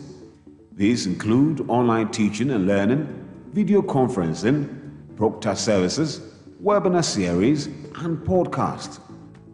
To ensure seamless service delivery, the center operates through various departments. The instructional design team integrates technology into learning design. The systems support team maintains IT systems, and the service support team offers call center and help desk services, among others. The center also operates through specialized subunits, including the Design and Publicity Unit, Training and Research, Full Online Programs Unit, Proctor and Assessment Unit, and the Immersive Learning and Pedagogy Unit, leveraging VI technologies. The center firmly believes in the power of robust digital literacy skills. We organize diverse capacity-building activities for faculty members and students, ensuring continuous improvement in digital literacy. As the Training and Research Unit at the KNUST e-Learning Center, our training sessions are designed to equip participants with the skills they need to thrive in a digital learning environment. With the help of e-learning, we are able to submit online assignments wherever we are, and we are also able to access course materials online. I thank KNUST for bringing this initiative to Obuasi campus. With this, we are able to have the same experience as those on main campus. For me, the advent of e-learning is a blessing in disguise. At the initial stages when the talk of e-learning began, I was among those who were very skeptical because I don't like computers. But the structure that the university put in place and the kind of training that was provided has made life so easy. It is so easy now for me to schedule a class online. It's so easy for me to take the class. It's easy for me to connect my electronic board, and I'm able to work equations. I'm able to write for them to see as though we were in the classroom. The center offers a platform for regular live podcast e-counseling sessions covering a wide range of topics from mental health to overall well-being. These sessions are targeted at students in the broader university community. The Full Online Programs Office manages 3 fully online programs in collaboration with the Department of Teacher Education, KNUST. Additionally, the center offers a comprehensive catalogue of online and blended short courses tailored for the university community and the general public. We believe in bringing courses, short courses to be specific, to the doorsteps of learners and prospective applicants. And so far, in collaboration with the Center for Capacity Building and Innovations, the e-learning center has rolled up several fully online short courses.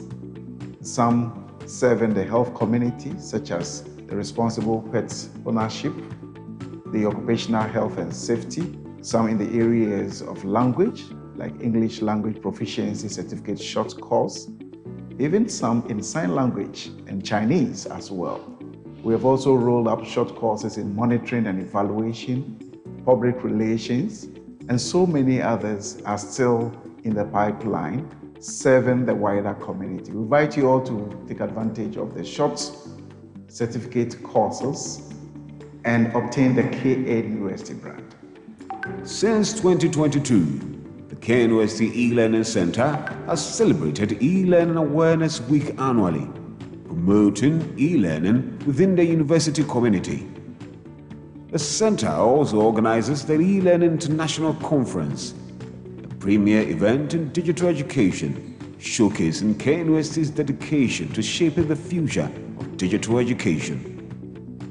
Over the years, the center has established mutually beneficial partnerships with a variety of esteemed organizations, enhancing our capabilities and outreach in the field of education. In this particular maiden edition of the Ghana e-learning conference, I think we've done excellently, and everybody who has participated in this conference would say that this has been an excellent participation. So I'm delighted that we had opportunities and we seized the opportunities, and then we gave an excellent account of ourselves.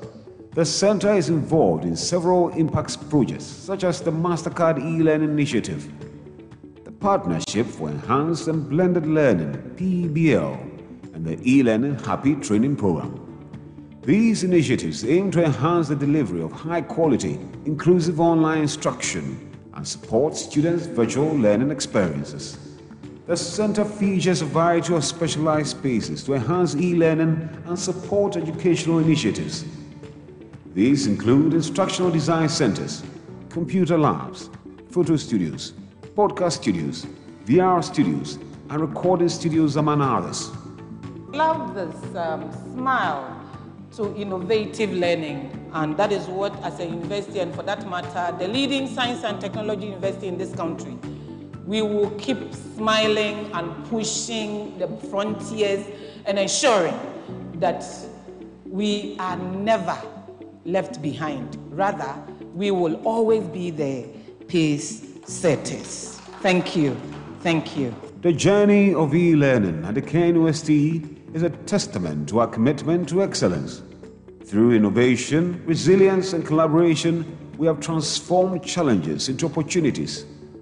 As we continue to forge ahead, we remain dedicated to fostering an environment where every student can thrive. This is just the beginning of our journey towards a brighter, more inclusive future in education. KNUST e-learning center. Just a click.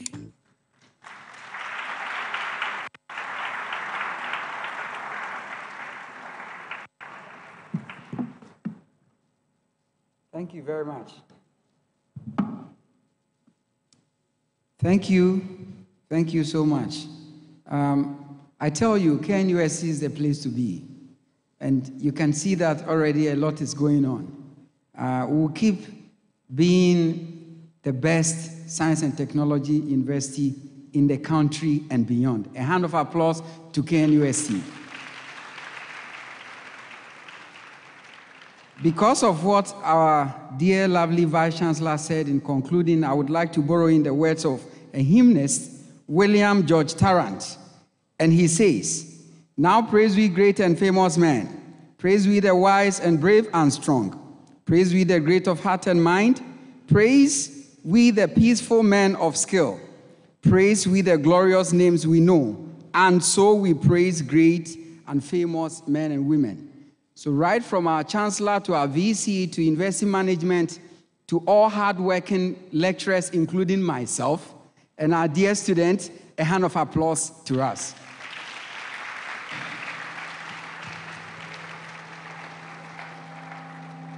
Ladies and gentlemen, hopefully we would bring this session to a close soon. We are going to take a presentation, and this presentation is on the role of digitization in higher education ranking. To do that, we have the Chief Global Officer, Times Higher Education United Kingdom, in the person of Phil Batty. Let me tell you about him a little bit.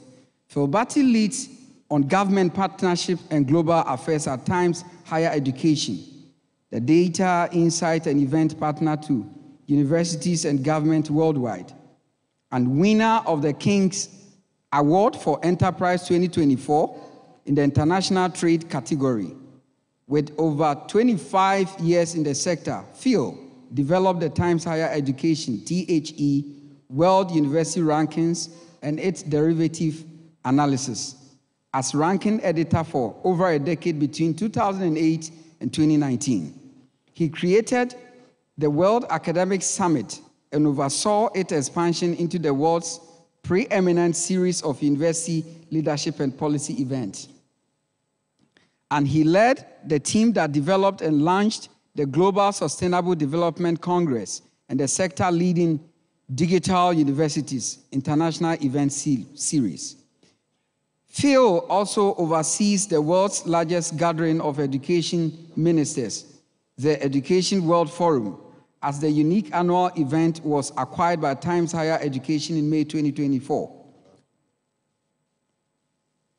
Times Higher Education is home to Inside Higher ED, Port and Quant, BMI, Data HE, and the Education World Forum.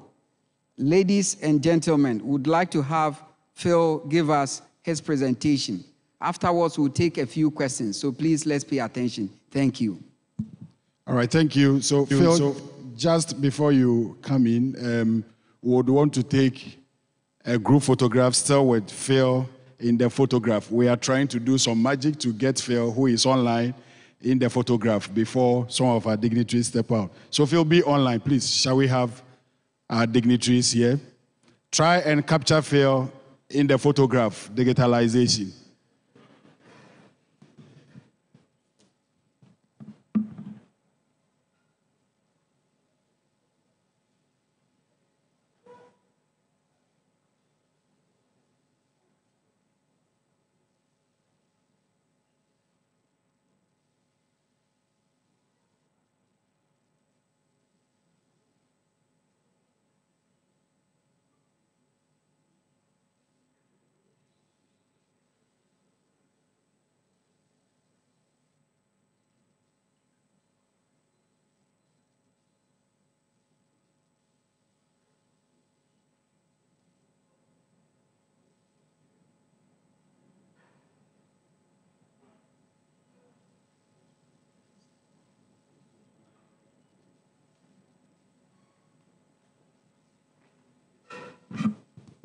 Okay, so Phil, we are ready for you.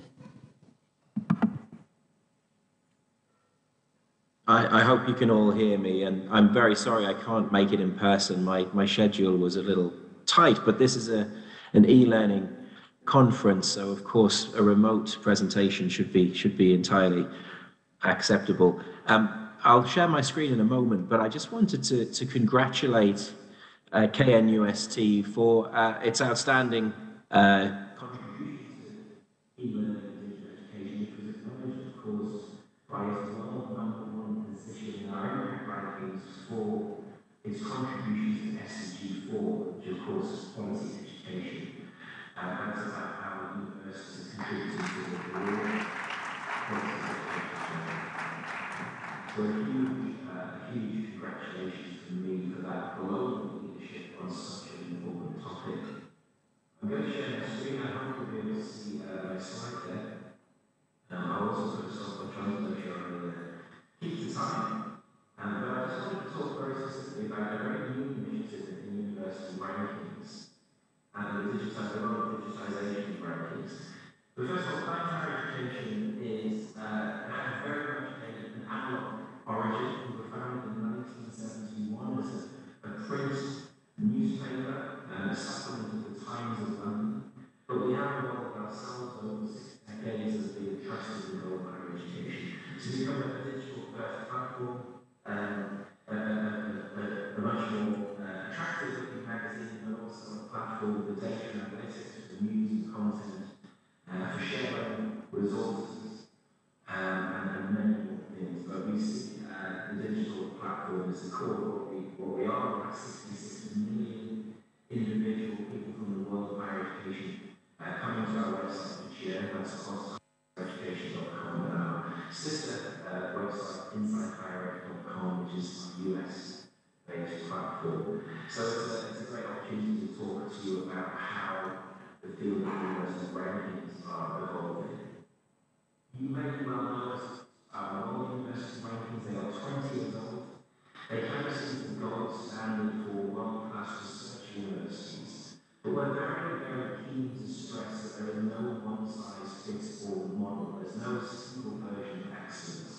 the world rankings which were created in 2004 do kind of look towards the research-intensive global universities, and they have traditionally favoured the global universities, and they have traditionally favoured the rich research institutions of North America, for example, and of Western Europe. But I'm delighted actually that the latest data collection for the world rankings has seen a surge in engagement and participation from Africa, and Africa is one of the fastest rising continents in terms of ranking visibility in the world rankings, but they are designed for research universities.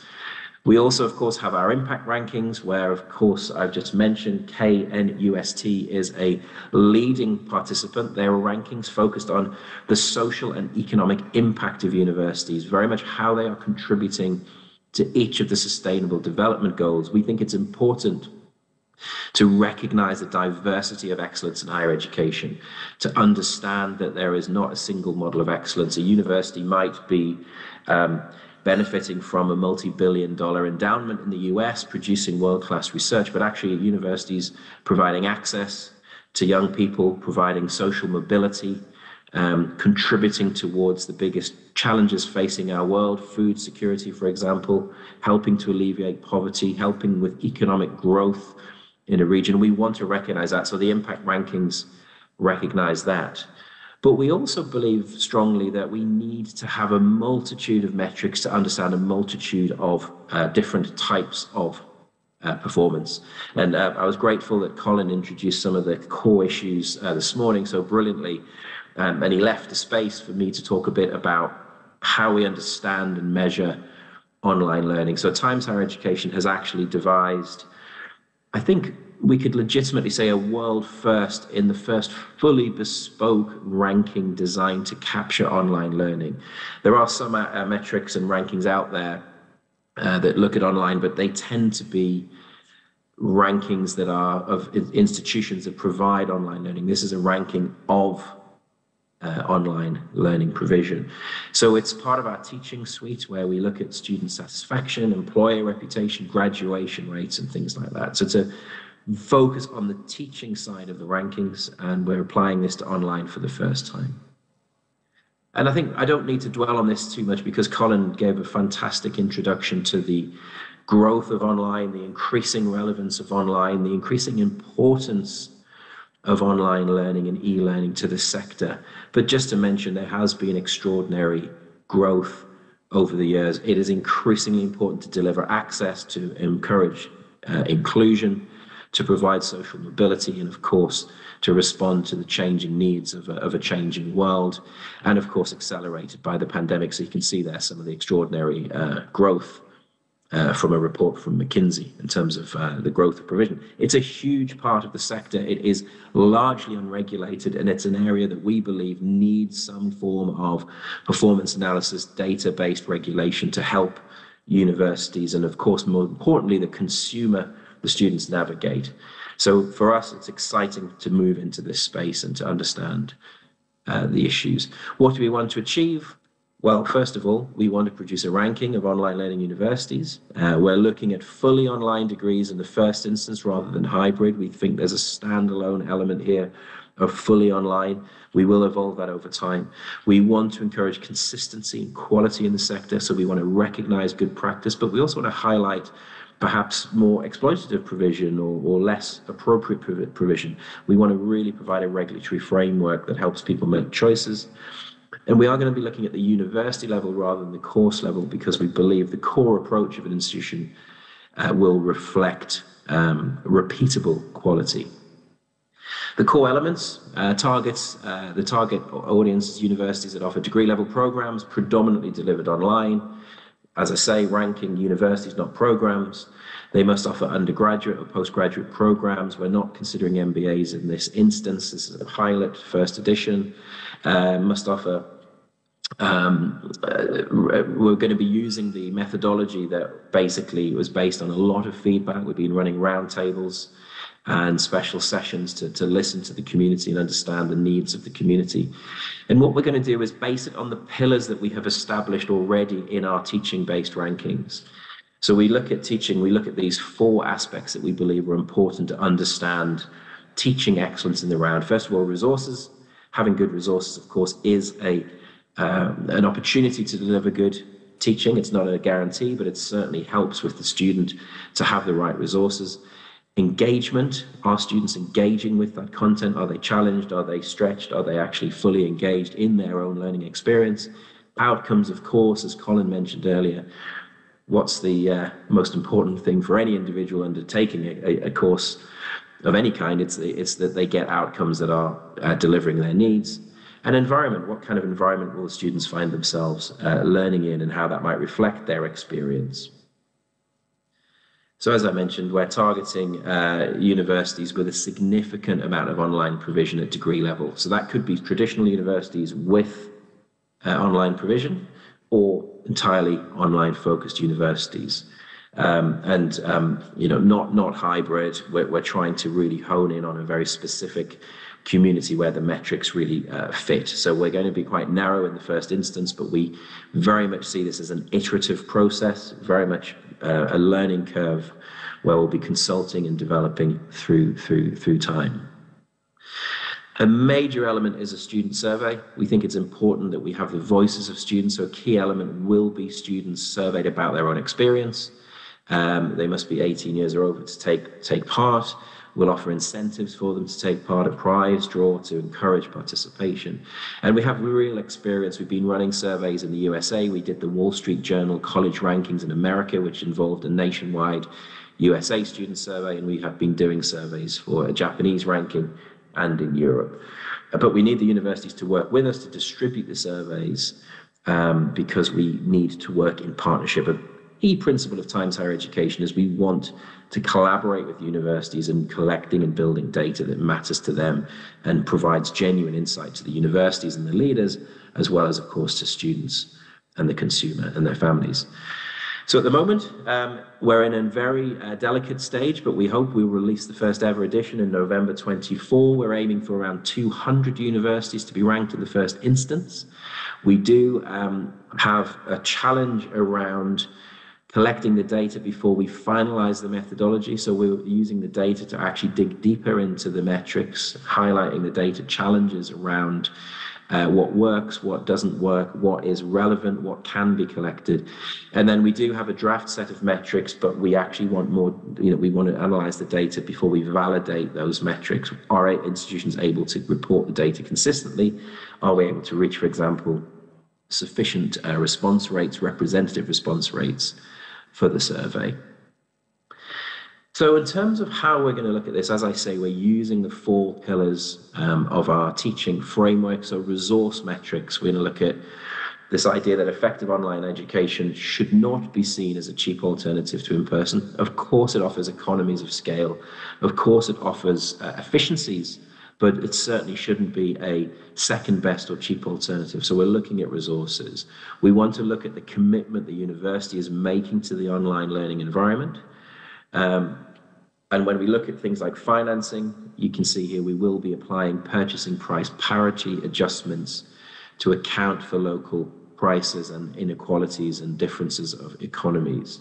And we're looking at things like training and support for faculty in the arena of online learning. So is that institution really committing resource to the online learning, e-learning side of their activities? Engagement metrics, vital. Are the students actually engaged? So that will be looking at the experience of students. As I say, we have experience of doing that across the world. Questions on engagement and interaction are the same as that we do use in in-person teaching rankings. So we have an interesting comparison. We'll have similar data questions for the in-person teaching rankings we do in Japan, for example, in the US, as well as online. So it's a fascinating insight into different reported engagement levels from students across the different platforms. Additional questions that focus on practical aspects and usability for this particular survey. And the breadth of online courses is also important as students have the flexibility to change direction. So we want to look at the breadth of opportunity for those students. Outcome metrics, of course, a key, the main focus is student progress. So we're looking at students progress through the course, completion, but we'll also be looking at students' own recommendation of the course, so that sort of net promoter idea. Would you recommend this to colleagues, family, friends? In the future, we would like to be able to add a metric about employer perception, or employers happy with the quality of their students. And then environment metrics. So these give us an insight into the diversity of teaching, the degree to which university is using online learning to reach beyond traditional student groups. We do think it's important that we see examples that universities are embracing online to genuinely widen access, to increase participation, to give more opportunity to more people for social mobility. A huge, huge challenge, of course. In Africa, I do think this ranking could be very exciting globally, but in Africa, where there's such a huge youth population, such a huge challenge to give them quality education in an efficient way, it could be hugely exciting for Africa to actually have this framework to identify good practice and champion and celebrate good practice. We'll also be looking at age distribution to help refine the quality of the data and understand different age cohorts, because of course, as has been said already, lifelong learning and reskilling is a really important part of the future for Africa and Vision 2063, and of course for the world. And also how technologies are effectively supporting students. So we haven't revealed the exact methodology yet, and we're still, as I say, looking at the data right now in order to determine the final balance, but these are the specific metrics. What my colleagues in the data team who created this deck called candidate metrics. So you're looking at things like resources. They might be metrics around finance per student with purchasing price parity, faculty per student ratios. Now that's a really interesting one, given that online courses can have vast volumes of participants with fewer teachers, of course, so we have to look very carefully at the meaningfulness of that. External collaboration with government, training for faculty in online delivery, and support for online faculty. A lot of burden, a lot of traditional lecturers, of course, will struggle and be challenged by the sheer burden of creating quality online content, videoing, for example, all the features that we've seen in the video earlier. Lots of extra time and energy to create quality resources. Engagement, we'll have the survey, student engagement survey, so it's asking students themselves about their own engagement, interaction with teachers. And we look at things like the number of accredited programs, convenience, accessibility for disabled people, for example, and underrepresented groups. When we look at outcomes, we look at graduation rates. We could also look at reputation among students and the student recommendation factor from the survey, employer reputation, and retention rates. So graduation rate, but also retention rates could be important, and progress. So are students moving through the course in a manner that's correct? I mean, that will vary significantly. The pacing of online education, of course, is individualized and personalized, but we need to look at how we are preventing dropouts and encouraging completion.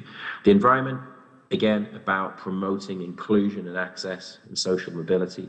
So we'll be looking at elements like student age distribution, staff diversity, tech support, online resources, e.g. study groups, tutorial, access to faculty, so making sure that students who are online are not completely isolated, they're part of a community, and accessibility.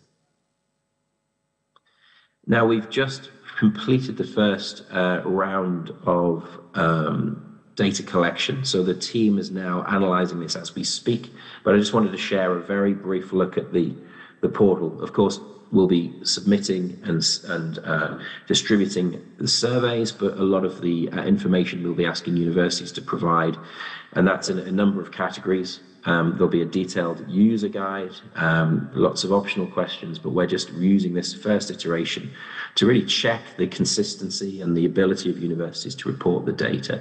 So there are lots of genuine, general information we'll be asking to set the tone, the type of institution, accreditations, foundation years, very important in our analyses later on in terms of the profile of institutions.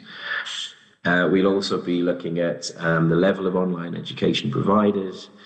Currency is important, as I say, because we want to make sure that we're providing the purchasing price parity fairness measures. But overall questions, we want to subject normalize, so we'll use the same 11 subject categories as the World University Rankings. So we want to understand subject variation. It allows us to normalize for subjects, for example, in terms of institutions that, or areas that are much more highly populous than others. And we want universities to participate both traditional and online, as long as there's a substantial quantity of online provision. So financial resources available, full-time FTE, full-time equivalent of online students, basic demographics, full-time equivalent of online teaching staff, number of online programs, programs with external collaboration, professional development available for teaching staff, the proportion of online students progressing to the next academic year, and many, many data points that we're asking universities to share with us. So you can see there, full-time equivalent online students with disabilities, online students from low-income households, first-generation students. For me, this is super important. It's about, are these programs genuinely delivering what we need them to deliver, which is greater access, greater opportunity for a greater range of students. And then things like gender, all the sort of environmental questions, support staff, course hours, etc., etc. I won't go through this. It's just an example of the kind of information we're trying to collect and manage. And then evidence, of course, is really important. So are you actually providing connectivity support, for example? Does your institution provide a device, subsidy towards a device for online students? You know, all those programs that we heard from His Excellency, the representative from government, those national programs to support access to technology and access to laptops and online provision, for example. And then the student survey is incredibly important to us. It's about the student voices themselves. How are they reporting their own experience? That will be absolutely core. The student voice, the learner experience, the learner's level of engagement. And just to wrap up, because I'm running out of time, and I'm happy to take questions if we do have time for questions. I'll leave that to the chair. But just a quick look at the timeline. We have completed the survey this year. I will be getting some data from the data team relatively soon, and we'll be hoping to share some preview information about that. To make sure you're involved in the future, there is a website there. Get in touch with me directly. We'll make sure people are involved in the next cycle. Data collection has just finished by June, so we're very excited that we now get to look at that data to analyze the breadth and the depth and the quality of that information, the university's ability to report. That will help us develop the indicators and finalize the final mix of indicators and validate that data and quality assure it. So the production of the ranking is happening sort of from now through to September. And then we very much hope that we'll launch the first ever new global ranking for online learning in November this year. And we genuinely hope it will be the start of a really exciting new way to understand a hugely important sector, an extremely unclear landscape in terms of quality and breadth and depth and quality. So we're really, really excited about this. It's one of the most exciting things we've done in recent times in Times Higher Education. Extremely difficult, extremely challenging. We'll be doing it in partnership with universities. We'll be doing it with very careful consultation around the validity of metrics, the relevance of metrics, and we'll certainly be iterating in response to feedback, in response to that data. But for now, I'm happy to thank you for your time and thank you for your engagement.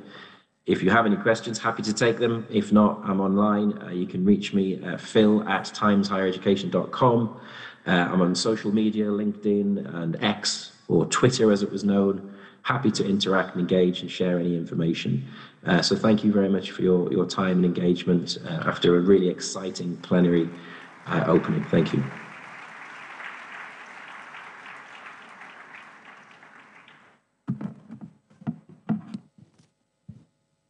Thank you very much, Phil Batty. It's indeed an honor having you give us these insights, which are fully packed. Ladies and gentlemen, I would allow a few questions. Maybe I would take, we should do this within some 5 minutes plus or minus one span so that we can proceed with the program. So if I catch sight of your hand, then we we come for your question. Any questions? I mean, for Phil. Okay, it appears we don't have any. Everything is well digested. I would like to call on the chairman of the planning committee, Dr. Kwadwo Boakye-Boadu, to give us a few announcements.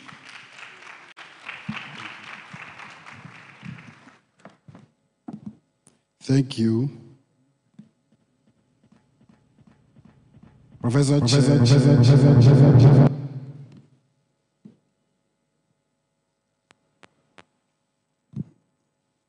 May I crave your indulgence to pass a few announcements to our cherished participants.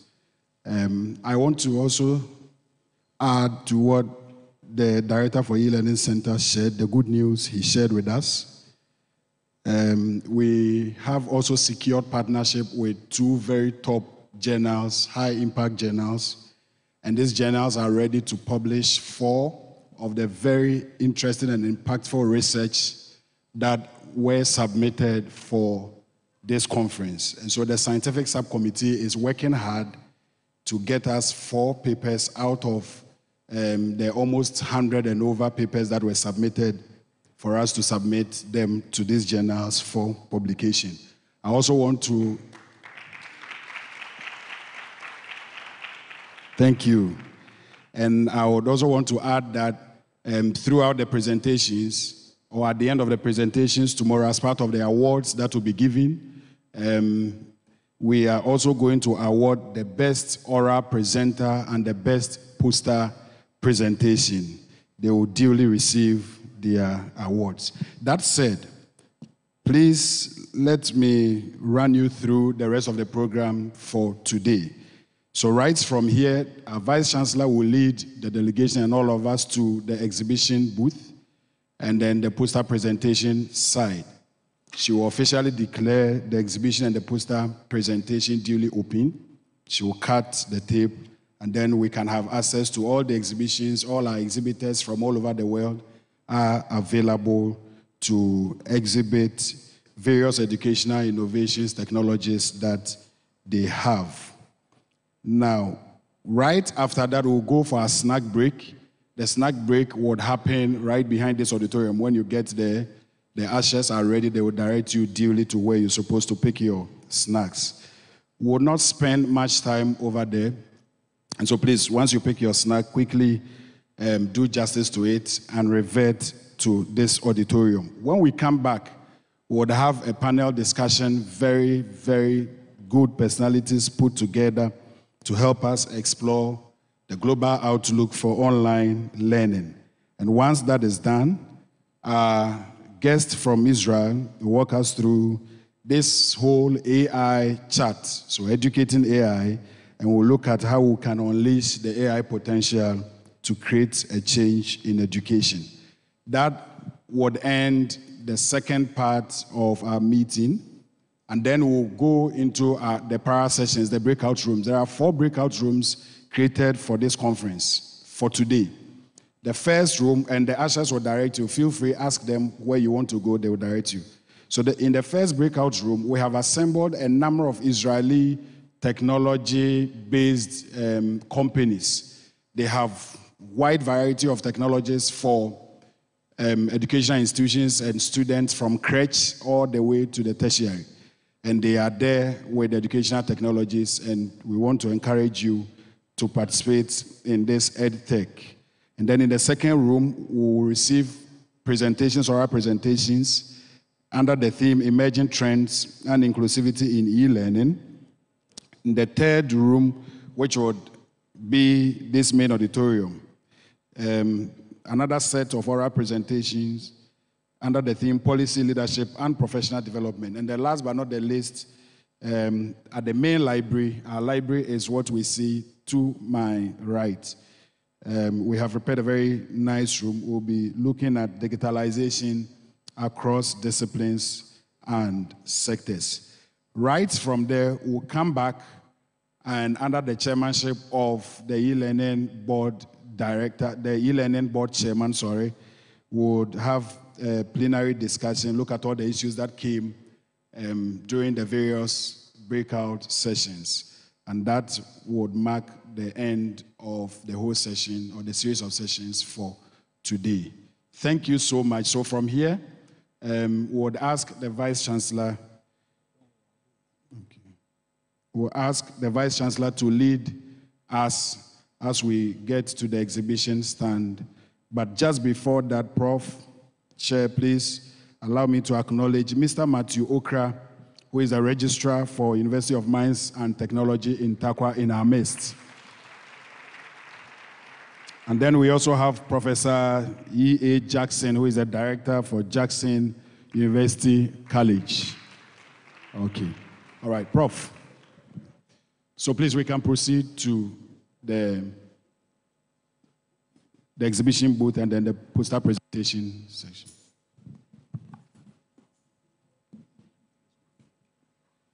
Please, this way.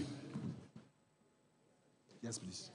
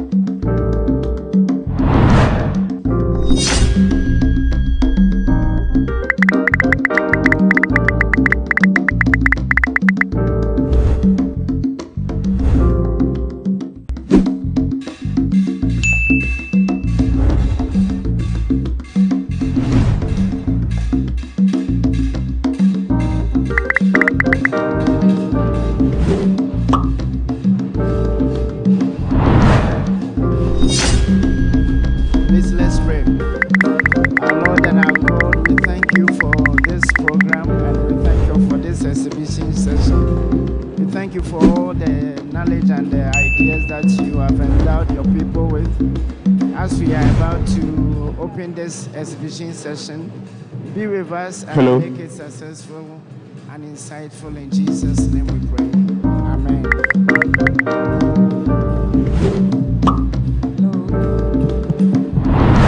So, before I go ahead at this table, I just want to thank again all our collaborators, our partners, our friends who have contributed so much in making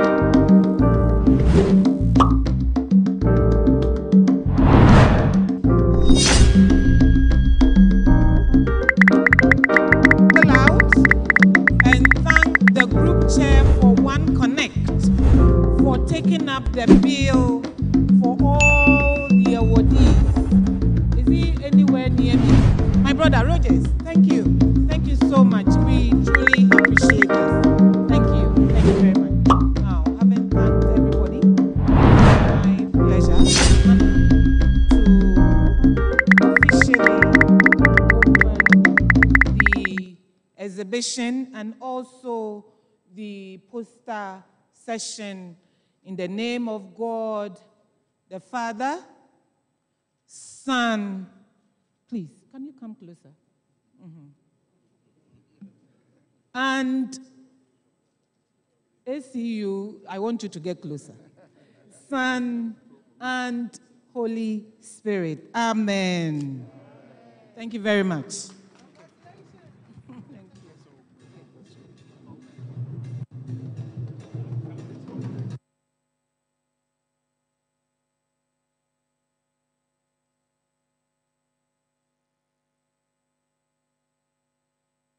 Yes, we also run via distance learning. Yes, currently we have about 32 learning centers across the country, and how we are to bring education closer to Ghanaians across here. So linking it to our program here, we also have distance learning technologies to allow them to intertwine both physical, in-person, and then online tuition too. So we're able to reach people even in the diasporas and in the very remote areas to be also able to take up tertiary education, follow through the curricula, and then end with degree. We also have international affiliates, NIT and their partners. So our students are also getting IT training together with their IT, the tertiary education, and then afterwards they are getting international certificates to add up to. Yes. Thank you so much. Briefly, Yes, please. Thank you very much. My name is Emmanuel. I'm the technical assistant for Ghana for Apex Tech. Apex Tech is a Ghanaian-owned business in the US. So we deal in drone technology, artificial intelligence, and so we have an e-learning platform where people can come and then learn these technologies. And we also work with the universities. We currently have a conversation going on with KNUST. And so it's short courses, professional courses, practical, so you can join and then you have it. Okay, we also supply the universities with these gadgets so they could use it for the practical aspect of the training. Thank you so much.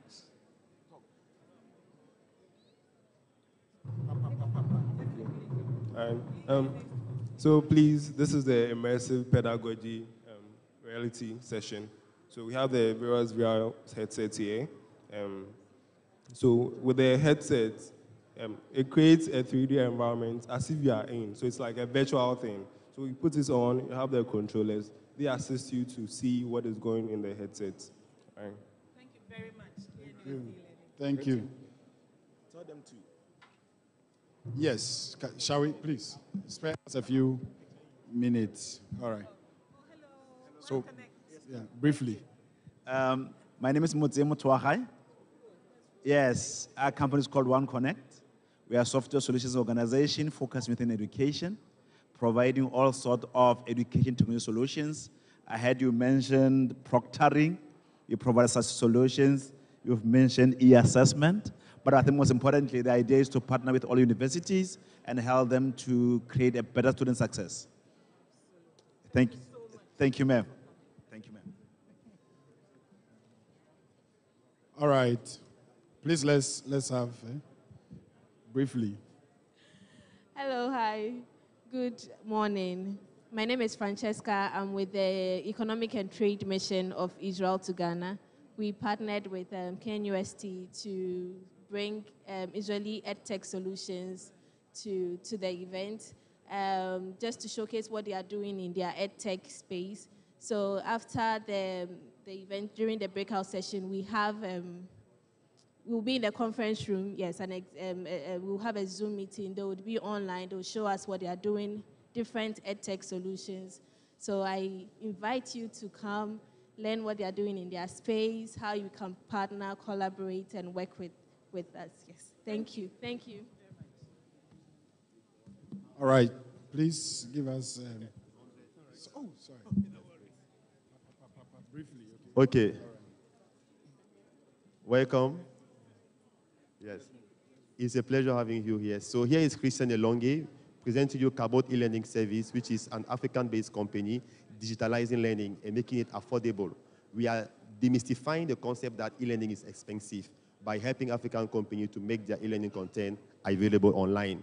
And one of the key things that make us unique is the fact that Cabot has the largest network of African translators and teachers, about 1,700 teachers who are specialized in translating and interpreting in African languages. So anyone who comes to us, no matter the language, we can make their educational content available at a very good price with top quality. And we also have talent management and succession planning services to help African companies last beyond their founders and not die when the founder is no longer there. Thank you. Thank you. Thank you. Please spare us a few minutes. Thank you. Yeah, briefly. Who is speaking? Hello, Mom. You are welcome to the Kofi Annan International Peacekeeping Training Center stand. Here we have on display all the academic programs that we run at the Kofi Annan Peacekeeping Training Center, our e-learning courses as well, and our training courses. So we run PhD in International Conflict Management. We have executive masters in Conflict, Peace and Security, and Gender, Peace and Security. And then we run courses. All these courses you've mentioned are open to the general public. It is not for the military alone. We do a lot of civilian engagements as well. And we have a number of online courses available as well. We have some souvenirs we would like to share with you from the Kofi Annan International Peacekeeping Training Center, some chocolates, some branded pens, and some bookmarks for you, ma'am. Thank you. Thank you so much. Thank you for coming. All right, poster. Poster, briefly. Please raise here. Yeah, briefly. You are welcome, the Vice Chancellor. This is an assessment of the quality and relevance of vocational technical education in Nigeria, in Ibadan. I'm from University of Ibadan. We discovered that there's a lot of problems when we talk of teacher professional development in the area of vocational technical education. In Africa, a lot of emphasis is not placed on vocational technical education, which is making us to be further underdeveloped. We need the resources. We need awareness. We need much more concentration on what vocational educational technique, on what vocational education is supposed to be for us to improve. If you look at what the guest speaker said, you can see that a lot of resources have been deployed into the area of technical education, which is making the countries, developed countries, to be far ahead of African countries. And before I drop, I'd like to give kudos to the Vice Chancellor of KNUST, because you can see that a lot of infrastructure is here. And then this e-learning, you have a lot of facilities, which is worthy of emulation. Thank you for bringing this. Thank you. Please, raise here. Yeah, quickly.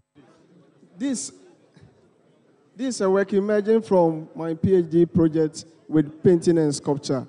Normally, Kente weaving has been with yarns that are dyed straight. But now, with digitalization, I'm trying to bring in patchy dye yarns, which I observed through digitalization from the YouTube and videos. And now I'm producing my own yarns to weave the iconic figure, Nkrumah Never Dies, in which you can see. And this was emerged from the Puzzle Stitches software, in which I play around with to come out with this work. And this is the real work. And that's the real work. Thank you very much. All right, thank you. Okay. Thank you very much. My name is Dr. Luke Amate Tetefiu from Department of Indigenous Arts and Technology. And this is my co-author, Mr. Hubert Amevo from Adan College of Education. So we had two posters here. We collaborated. And for the first one, which looked at the development of e-portal system for improved teaching practicum of teacher trainees in Ghana. And we're looking at Adan College of Education and the Mount Mary College of Education. The initiating factor was that looking at the traditional approach to training teachers, it looks as if they don't have adequate exposure to pre-recorded lessons that give the opportunity to have clinical observation of how teaching looks like. The first time they have the opportunity to teach is going to be on scoring basis, which puts some fear in them, so most of them are not able to function well. So what we sought to do was to develop a system that can give access to the clinical observation modalities that we are looking at. One, demonstration lessons, and then assessment criteria. So we came up with this software that requires a username to log in. Having logged in, you have the opportunity to submit your assignments, and then the supervisor at the back end also has the opportunity to assess and give feedback. So either way, there's that feedback in. Finally, the student had the opportunity to replay all the lessons that has been facilitated for reflective practice. Now the second one. Thank you. Let's pick the last one. Okay. So this project focuses on the Sustainable Development Goal 9, which is about digital literacy and e-technologies in driving sustainable development. Yeah, so our goal was to highlight the significance of digital literacy in fostering sustainable practices in industries and the crucial role of academia-industry collaboration. So the key benefits of digital literacy training that we noticed was it enhances the workforce skills, it increases innovation, it improves productivity, and it boosts economic growth. Yes. All right. Thank you. Thank you so much. Thank you.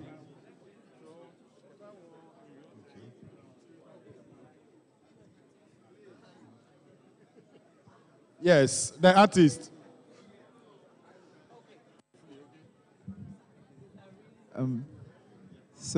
Please, good morning. My name is Jesse Eric, and I'm the artist for this particular work. So this work was digitally executed using Photoshop. So we just tried to execute the traditional way of painting digitally. So as you can see, we have employed the way we paint roughly, and you can feel the rough strokes of the work. And we are trying to capture our daily activity scenes on our streets through digital means of learning. And art is changing, so we have to also adapt to this type of changing art as well. And this is what we just use our work to do. Yeah. Thank you. Thank you. Prof, thank you. Yes, thank you. So please, let's go for a snack break. In 10 minutes' time, we will reconvene. Thank you.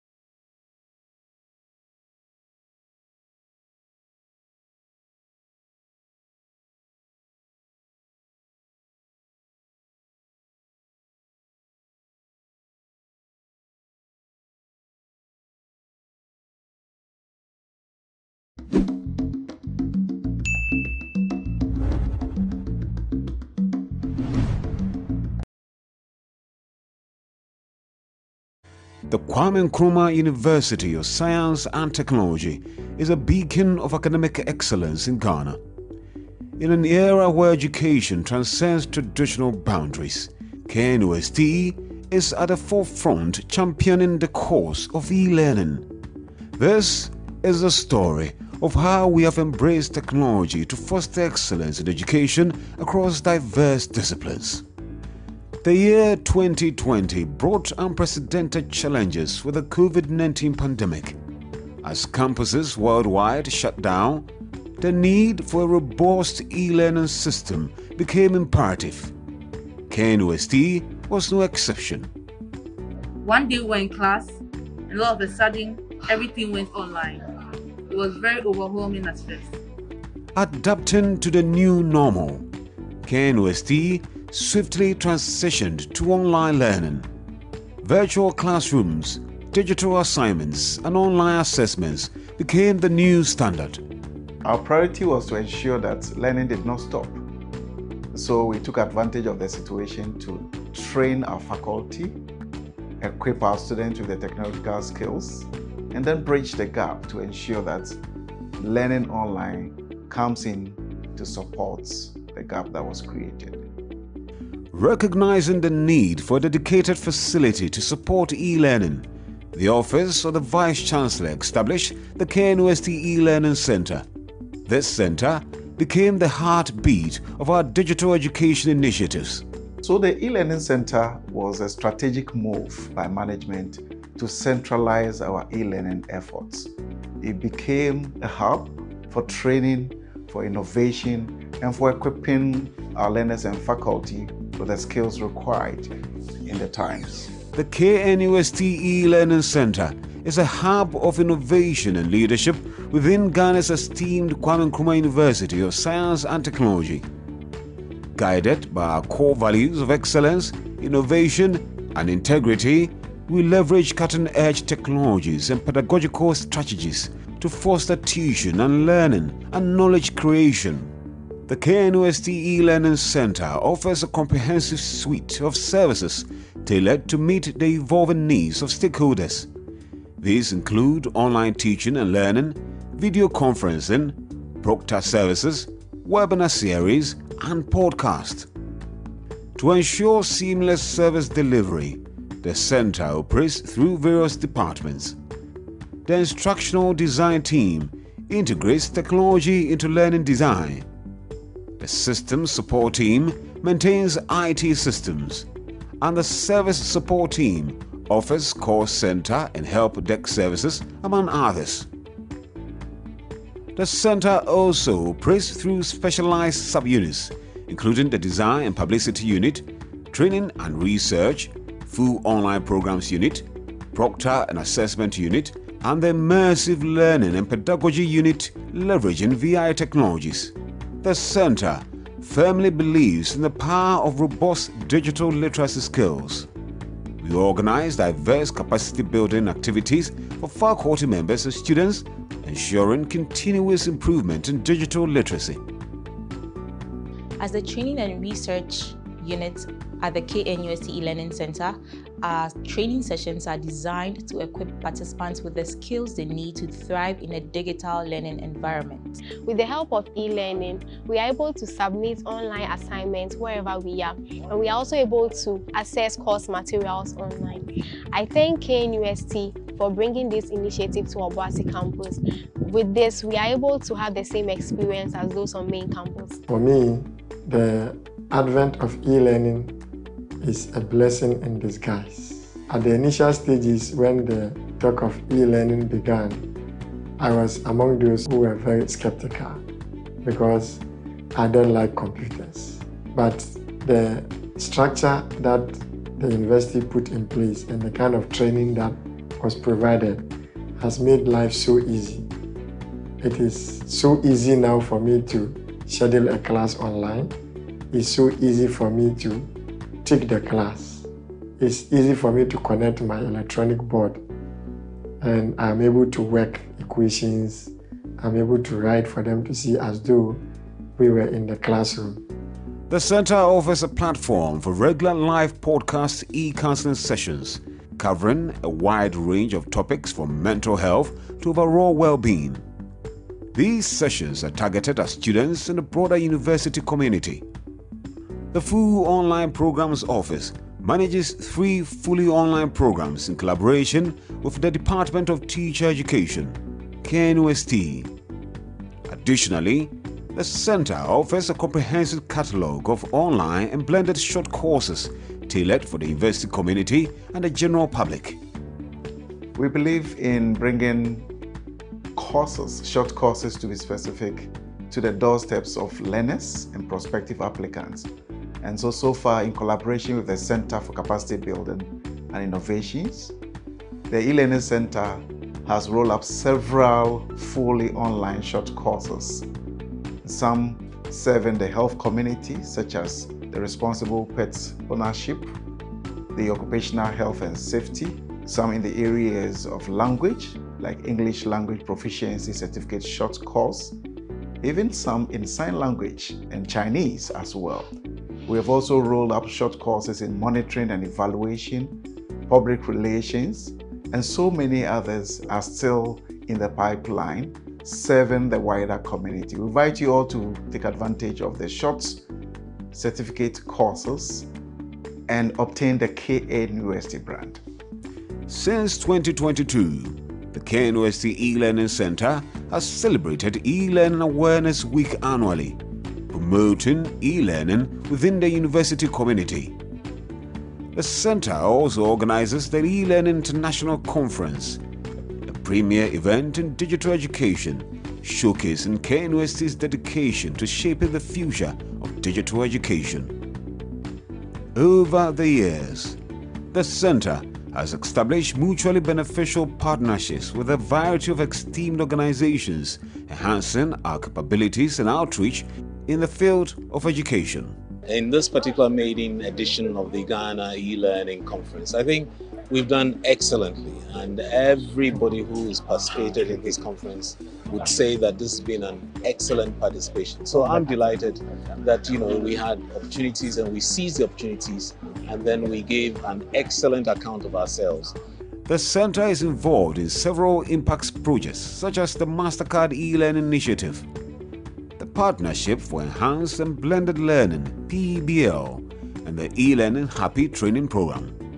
These initiatives aim to enhance the delivery of high-quality, inclusive online instruction and support students' virtual learning experiences. The center features a variety of specialized spaces.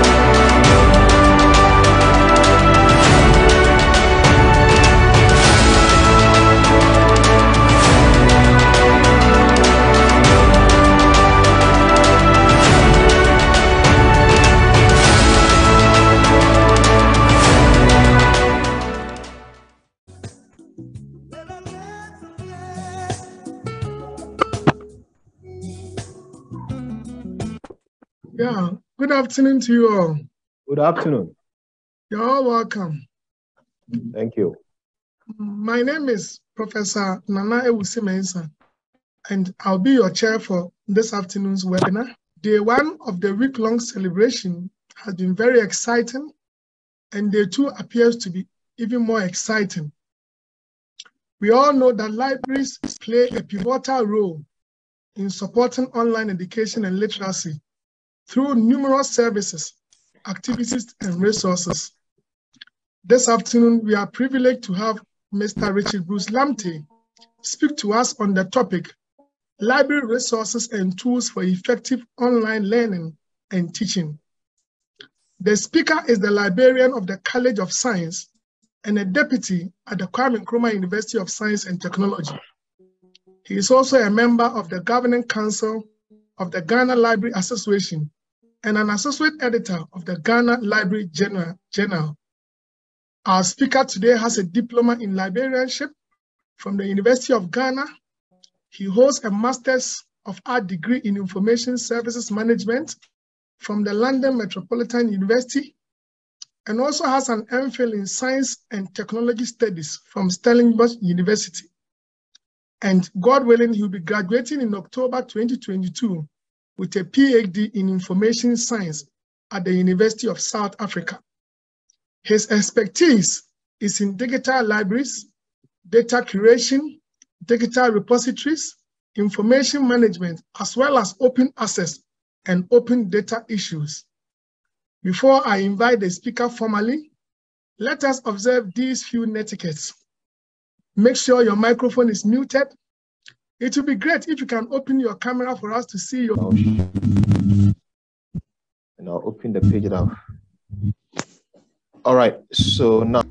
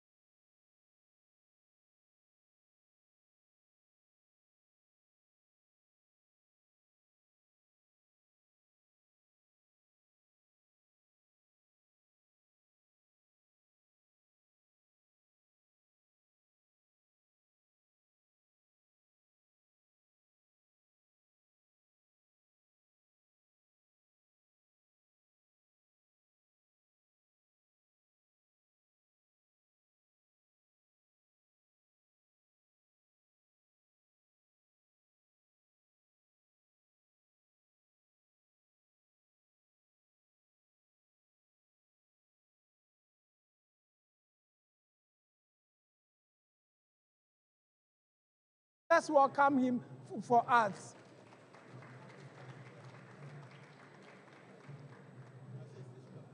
Okay. Association of African Universities. No, please do it for him.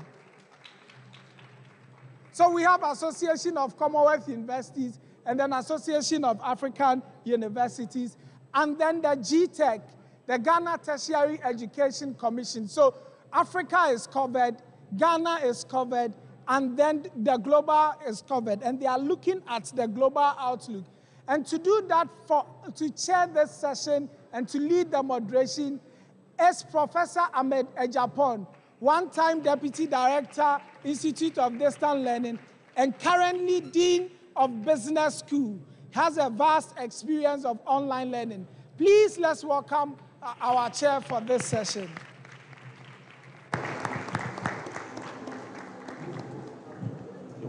Yeah,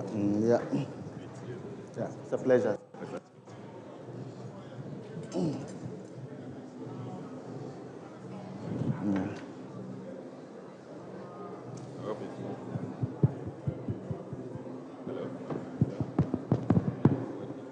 not sure I can hear.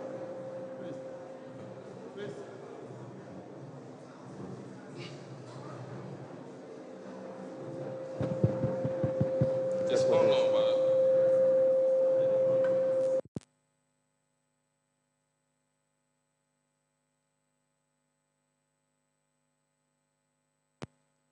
Good afternoon to everybody. Good afternoon. Okay, so I got an invitation to share this session at the panel from and from Association of African Universities and from Association of Commonwealth Universities. I was asking myself, my director of e-learning is ambitious. Is he going to get all these people to represent? But surprisingly, they are all here. So we thank you for coming, and director and your team, well done for putting this together. You've done it very well. Can we give them hands of applause, please? All right. So we are going to look at global outlook for e-learning, and this is very important. For us at KNUST, we were far behind, but for COVID, we tried to put things together, and now we have this wonderful program. So the first director for the e-learning, putting this together at 10, we can do it again for him. Well done for this. Okay, so we are far behind time, so we have to move very, very fast. So our audience, if you can get seated so that we start. My first question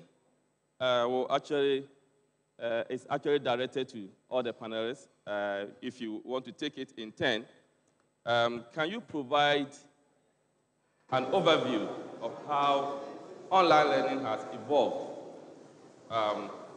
in your respective organizations? So we take the first one from Professor Frederick Atto. Yes. Thank you very much, Chair, for this wonderful opportunity and the invitation to be part of this panel discussion. It's always a pleasure to be back at KNUST. I have a long-standing relationship with this university when I was at the University of Cape Coast. I bring you warmest felicitations from the Secretary General of the Association of African Universities, Professor Olusola Bandele Oyewole, who is unavoidably absent this morning. Yes, so I want to take this subject from a historical perspective. And I will start with the knowledge doubling curve, which was proposed by Buckminster Fuller. Now, so up until the 1900s, it took 100 years for knowledge to double. 100 years for knowledge to double. And then between 1900 and 1945, we saw that knowledge was doubling every 25 years. A quarter of a century, knowledge is doubling. So what is the perspective now? Or what is the situation now? Now, it has been estimated that knowledge doubles every 18 months. So if you're a medical doctor and went through the rudiments for 7 years, it means by the time you come out of medical school, a number of the concepts that you imbibed have become obsolete. That is why the brick and mortar kind of education cannot handle the pace of digital education or learning. We must have ingenious ways of keeping pace with the rate at which knowledge is growing. This is important for all of us. Otherwise, we will be left behind. In other instances, we have been left behind, and the narrative has been one of lamentation. We should move away from that. Now, if you look at the African continent, Africa is the youngest continent. 60% of the population of Africa is less than 25 years. So if you take every 3 out of 5 people in Africa, they are younger than 25 years old. So if you took this from a pipeline approach, you will see that you have various cohorts of people who have need for digital education or online learning, even at the tertiary level. So this gives indication of the potential that we have when it comes to that. And then if I were also to look at the digital skills gap, just 2 years ago, it was established that if you were to look at a scale of 1 to 10, in terms of the digital skills index, African countries were hovering around an average of 1.8 to 5. The best countries in Africa were scoring 5 out of 10. And most of the countries were on the lower band, 1.8, 2.1, all. That is something that we need to fix as a continent. So there's so much opportunity when it comes to digital learning and online learning, and we must use data analytics to plan for the future. And planning for the future means that we want to become future-proof. Institutions must become future-proof. Policies, mechanisms, frameworks must also become future-proof. And how do we become future-proof? By taking advantage of the core competencies and skill sets that we need to really furnish ourselves with in order to keep pace with this mechanism. So this is my preliminary comments. Thank you. Thank you very much. Let us take a brief from Mr. Emmanuel. Yeah, thank you very much. So I think for us, as a network of universities, we have members spread across the Commonwealth, and all of our members are in different stages in terms of success of e-learning. If you look towards the global north, you'll see perhaps some level of success, and then if you look, southward, you'll see that it's a different level of attainment entirely. However, the perception we have at the moment is that universities are increasingly aware of the importance of embracing digital transformation, and making it part of their systems, simply because it works. Then I would also like to mention that the whole idea behind e-learning itself indeed has opened an entirely new path for a different kind of conversation. We know that e-learning brings opportunities, bridges the gap, in terms of education and digital literacy. But we are also seeing now that it also exposes a number of gaps. What you see in the Global South, for instance, some of the world's advanced universities, which KNUST is one of, I proudly say, it's different what you see here in KNUST. If the fact that we are here right now, we're able to have these conversations, we're able to connect with people on Zoom. There are some universities within even Ghana that are unable to do these things. However, what we also see is that there is interest. Every university is interested in embracing the growth that is happening. And it's just really something exciting to see all together. Thank you. Thank you very much. We go back home to GTEC. Thank you very much. So GTEC of late has been in the news for probably the good and the bad reasons. I wouldn't say bad per se. What I would say is that lately what I keep hearing is that GTech, you guys are on our case. GTech, what's going on? You're not giving us briefing room, you know? And the bottom line is that there is a lot of work to be done.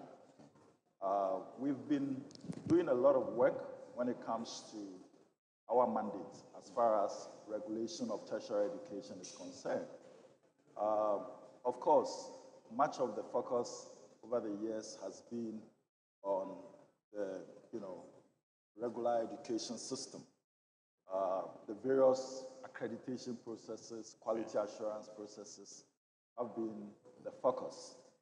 But of course, COVID came in and opened all of us our eyes. I do recall the former Director General summoning all the heads of departments to an emergency meeting when COVID broke and asked us, guys, there's COVID. Our institutions are going to shut down. What are the ideas that we need to put in place to ensure that they keep running their programs? And at that point, it dawned on us that there was really no strategic policy that we had put in place to ensure that e-learning and distance education was running smoothly. But what was gratifying to note was the fact that our tertiary institutions had already taken the lead in terms of putting in place some structures, in terms of putting in place some governance systems.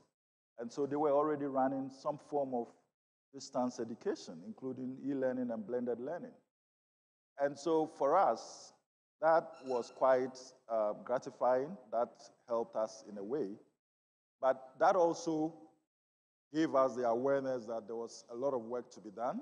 And we got running. We started putting in place quite a number of strategies. Currently, we are on the field doing some assessments of all the centers across the country, all universities that are running any form of distance education across the country in various centers. We are doing an assessment of all of them. And the idea is that we want to find out in what state that they are running these online programs. I mean, you'll bear with me that some of the centers are absolutely not fit for purpose. I mean, you go to some centers and they are in churches, others are in secondary schools, others are in, dilapidated structures. And I don't think that we want to continue to run blended learning or e-learning in those structures. I mean, the bottom line is that it compromises quality.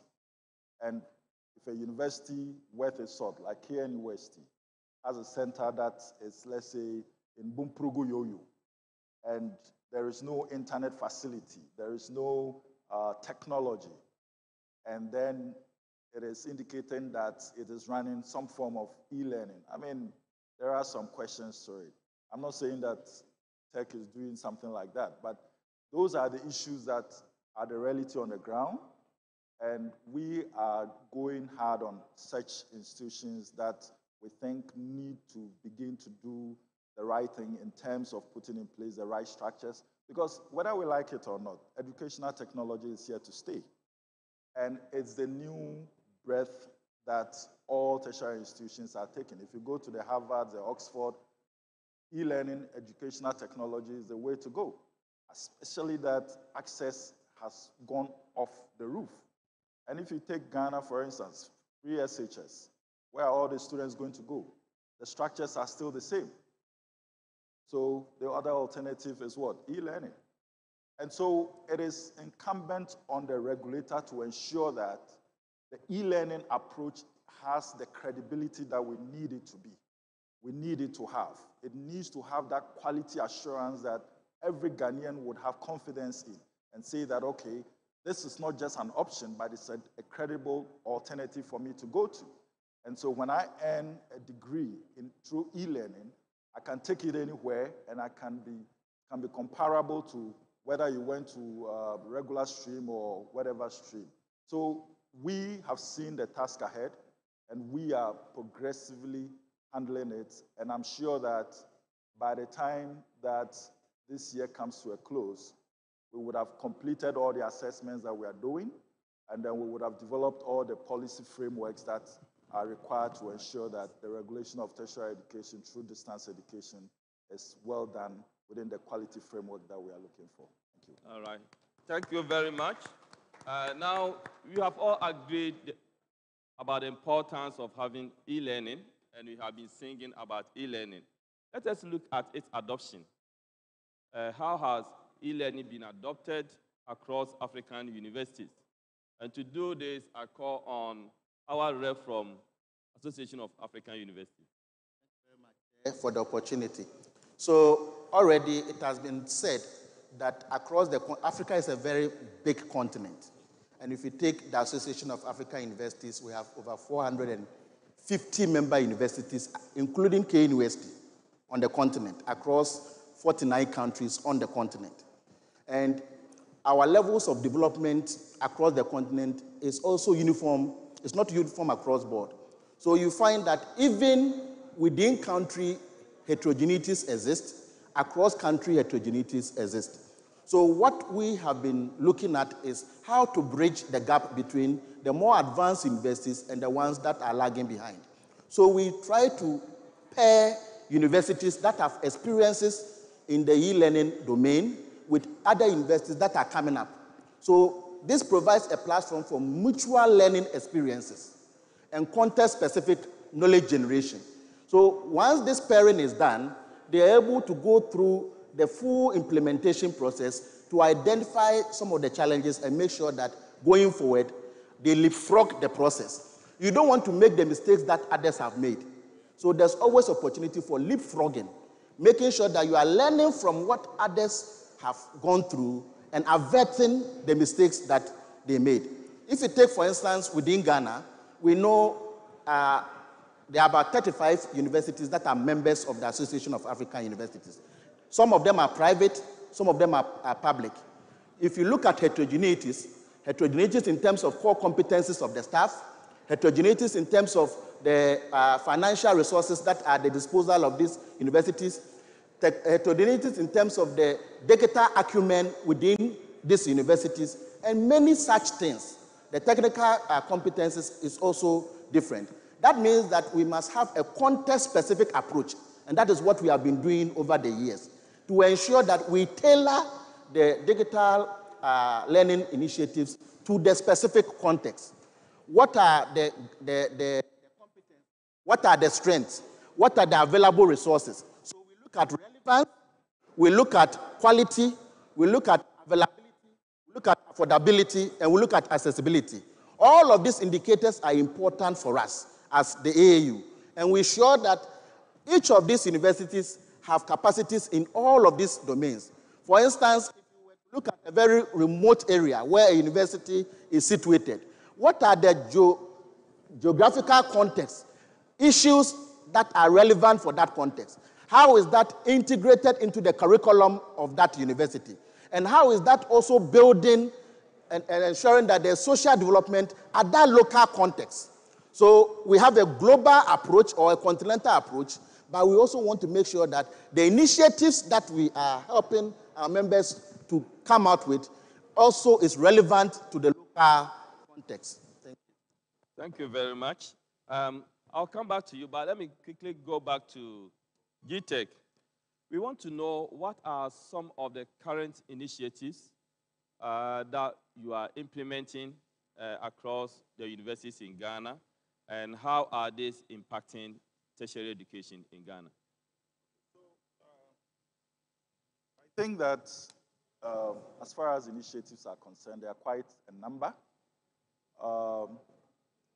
So when you take the Ghana Tertiary Education Policy document, which was developed in 2019, you would notice that there is a broad categorical thematic statement that has been made that aims at improving distance and blended education in Ghana.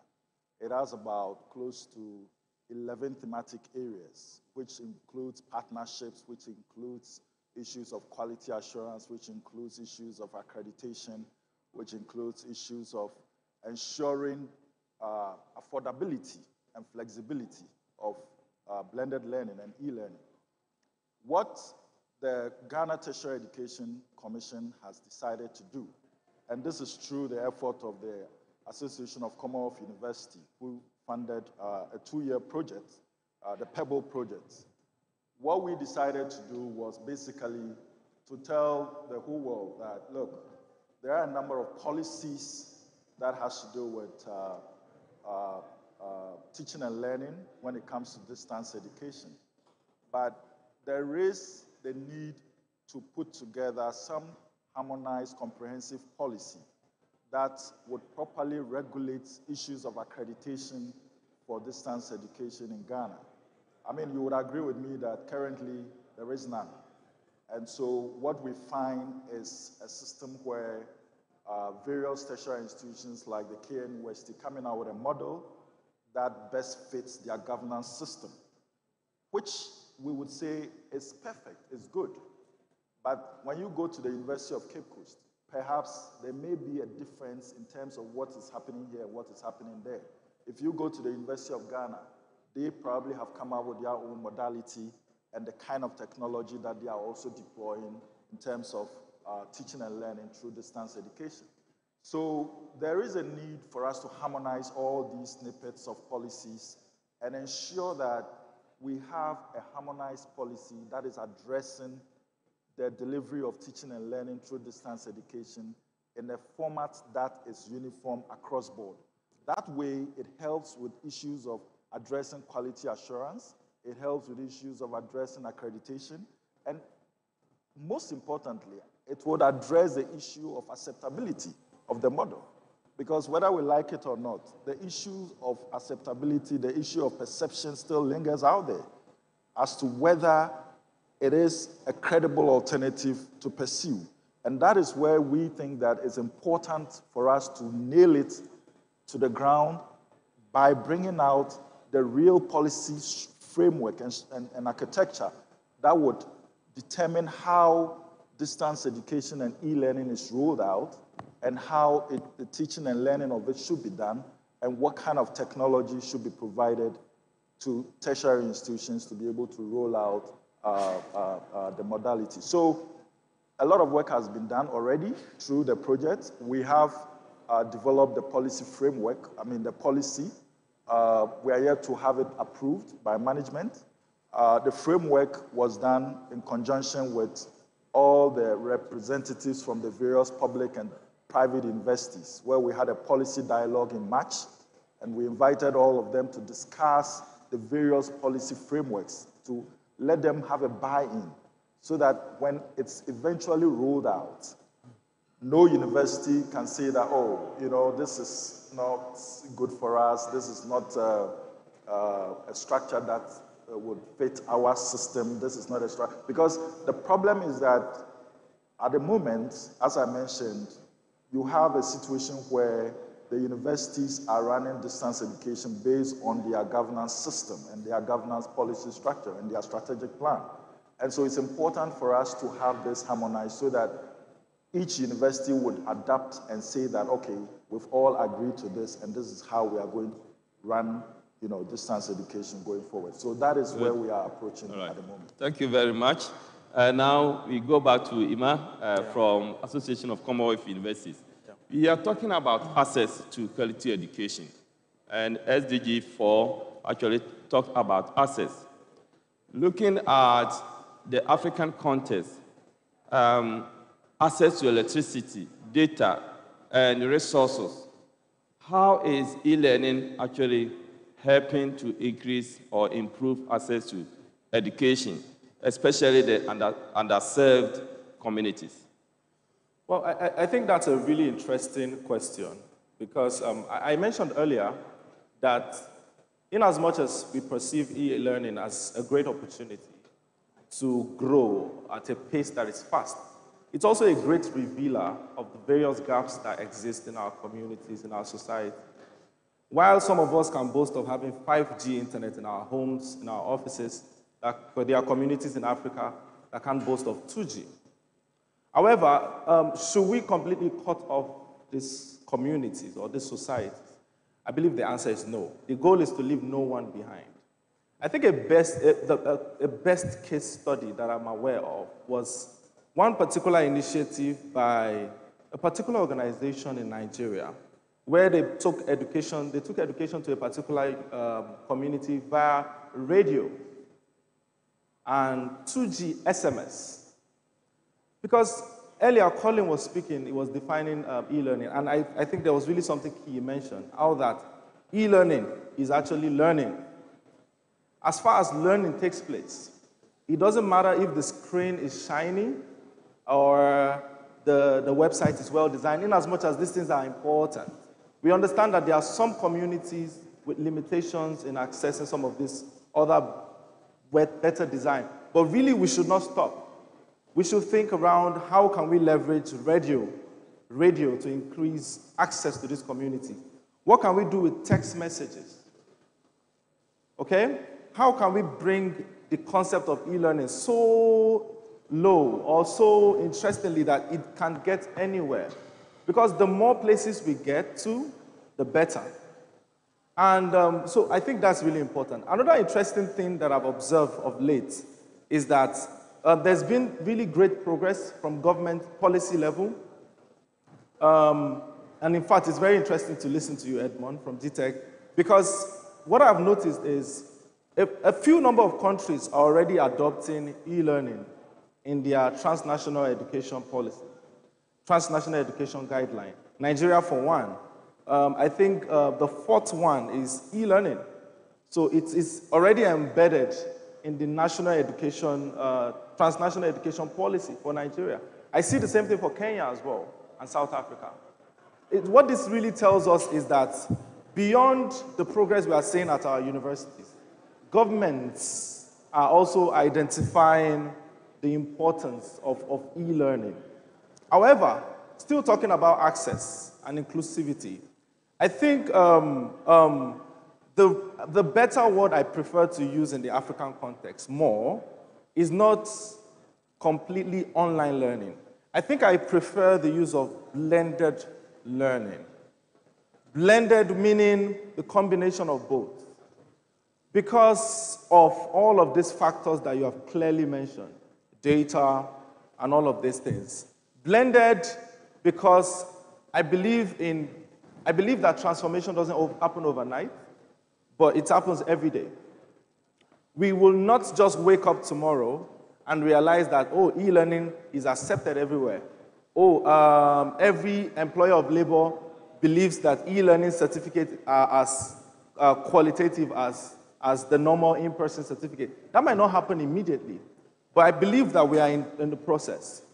What we are seeing is that employers within Africa are not as flexible in terms of accepting e-learning credentials as much as their counterparts in more developed worlds. And the reason is because these employers also bear it in mind that, oh, we are aware that this is Africa. You know, the whole statement of this is Africa. How exactly would you tell me that it was better for you to interact online when you don't even have great internet?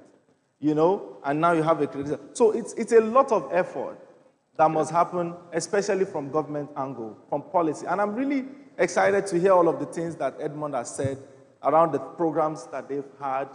And in all, indeed, e-learning or digital learning or blended learning will continue to bring about greater level of inclusivity and access for education in Africa. Over. Thank you. Thank you very much. Now let us turn to some of the challenges. And to do this, I'll call on the rep from African Association, AAU. Thank you so much. So if you can highlight some of the technological and infrastructural challenges as barriers to e-learning implementation across African universities. Okay, thank you very much. So there are a plethora of challenges, and we know them. This has been chronicled time and again. Now, you earlier mentioned the issue about access to electricity. Most of these technological systems require electrical power. How do we power it? And if you have very remote areas where you have limited access to electricity, how do you re-engineer the process to take advantage of other alternative avenues for making content available? So it means that in community systems, we should be looking at systems that do not necessarily require electricity, systems that can have content even without electricity. How do we devise those systems? And that is the way to go. Now, another challenge is also about quality. Because you have differences in the level of implementation, differences in capacities, it means that you cannot say that the quality of the online learning that you are getting is uniform across universities.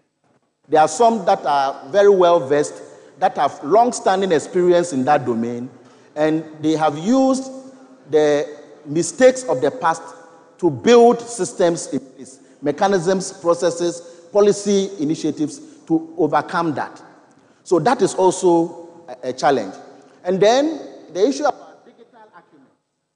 The people who are delivering the online education, do they have the core competencies to do that? That is also a challenge in our context. Are they teaching stuff that is resonant with the 21st century requirements? This is also very critical for us to look at.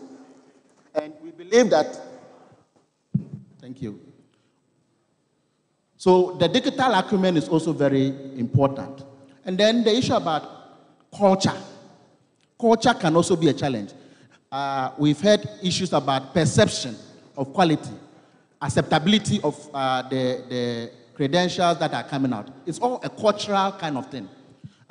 Several years ago, some of us were not exposed to calculators. In high school, you could not use calculators. If you have to use manual, do all the calculations. If you're a chemistry student, you have to do that. And when calculators were in vogue, we were still not allowed to use calculators. We were using 4-figure tables and slide rule. That is what we were using. But now we have embraced calculators. So there's always that inertia. You see, inertia can also be a challenge, where people are lagging behind in terms of the readiness to accept the technology, the readiness to embrace the technology and move it forward. So these are issues that we have when it comes to that. And then the major one is the financial resources. That is a huge challenge on the continent of Africa. So you have challenges which are cross-scalar. Some are institutional challenges, some are national level challenges, some are supranational level challenges. So for instance, if you have been trained, you have gained a micro-credential from Ghana, can you use that skills that you have to work in a neighboring country such as Togo? So we realize that we have challenges that is nested within countries and across borders. And we must be able to address all of these challenges simultaneously in order to make a headway. Thank you. Right, thank you very much. We are running out of time. So I will go back to Association of Commonwealth Universities before I come to GTech. Yes. I think that it's important. Hello. Okay. In addition to the issue of challenges. And before that, can you also highlight on the common challenges faced by African universities in general when it comes to implementation of e-learning? Okay, so how many of us here haven't fought with telcos when it comes to our data being stolen? Almost everybody here. I'm sure we have called and fought them. I just bought 50 Ghana and it's gone. You know, data is expensive. Data is very expensive, and that's one of the key issues that comes in when it comes to the challenges. And I think that it's important to look at it from that broader perspective of how our tertiary institutions are able to get the needed resources to be able to build their own capacity when it comes to providing the data that is required for e-learning. So the major issue, again, is about resources. How are we able to strategically provide our various tertiary institutions as, you know, as a main administrative board, as a governing council? have we decided that, okay, you know what, e-learning is a big deal, it's expensive, the equipment is expensive, providing data is... Can we have a budgetary allocation that would ensure that we continue to run this quality assurance form of education that will benefit a lot of people? So there need to be a deliberate strategy in place. Good. So on that note, let me go back to ACU, and I'll come back to you on the strategies, especially government policies. So can you highlight some of the common challenges across African universities? Well, I think it won't be far from what colleagues have mentioned. You know, the cost of data is it's an issue. You won't know how expensive data is in Africa until you travel to other parts of the world. You know, a colleague of mine told me, he's based in India, our regional director for Asia. We were just interacting, and he mentioned to me that they spend somewhere about $30 for an entire year for internet. It covers the whole year, unlimited access to internet for a whole year. And yes, for a whole year. And I was honestly impressed and surprised at the same time, you know, because I know that sometimes I can spend that much in a month. Yes, you know, so it is really, really expensive. So it is still within the same context that colleagues have mentioned, that around the need to subsidize data. As long as government begins to make this important decision and showing a body language that prioritizes e-learning, then we need to also have that side conversation about how can we make a certain type of data available that caters for learning. In as much as we consume data so much in Africa, we spend, in fact, there are stats showing that in Africa we consume more social media than a lot more part of the world. So in as much as we know that we enjoy what we see on social media, we have more comedy skits than any other place in the world, you know. In as much as people do all of these things with internet data, I think there are genuine students who want to as well learn. And they need to be a special kind of arrangement with telecom providers to give some sort of whitelisting services. I know that I had the opportunity to work on a project while I was with UNICEF some years back. They called it the Youth Agency Marketplace, an online learning platform that we launched. Around that period, I know we had a partnership with Airtel that allowed us to whitelist that platform. What it meant was that even without data, if you use an Airtel SIM, you will be able to access that platform. So we need initiatives like that. Okay, right? so to continue to overcome this can challenge. I stop you there and go back home, eTech? What are the current policy initiatives being put in place by your outfit to actually improve the accessibility issues in terms of internet connectivity? I teach students online and I conduct exams online. The moment you finish, you would start receiving calls. My internet didn't work, I couldn't join, and it's quite a challenge. What is being done to improve accessibility for online learning in terms of internet? So as I mentioned, the project that we are currently running with the ACU, with the assistance of ACU, one of the key thematic areas is partnerships. And the whole idea is to get partners in the space to collaborate with all our tertiary institutions. We are targeting all the telcos that by the time we roll out the policy, we should have engaged all telcos within the space, have an agreement with them, talk with them, and get them to bring down the cost of data that would be going to all our tertiary institutions. And that is something we are aiming at doing. And that is what we are pushing for at the moment. Eventually, if that is done, we are not going to just end there. We are interested in also getting the government agency that is in charge of providing internet, like NITA, to come on board fully and see how they can collaborate and have a special package. Currently, there is some activity ongoing where you have students that are being given some subsidized data. I get it. I think it's about 100 cedis a year. Yes, you are right on that. The student may have the data, but connectivity is a problem. Okay. Yes, so it boils down to the issue of quality assurance. How do we put in place the right structures to ensure that connectivity is up and running? I think that it's something that we as stakeholders in the space need to sit with the providers of the service to discuss with them at what point can they provide us with efficient data. At what peak level should we move on? You know, these are issues that are technical. These are issues that you need to have the service providers, you know, come on board to discuss with. Otherwise, you know, there are instances where I wait to do my serious work after 11 p.m. because at that time I get very good internet. Why should that be?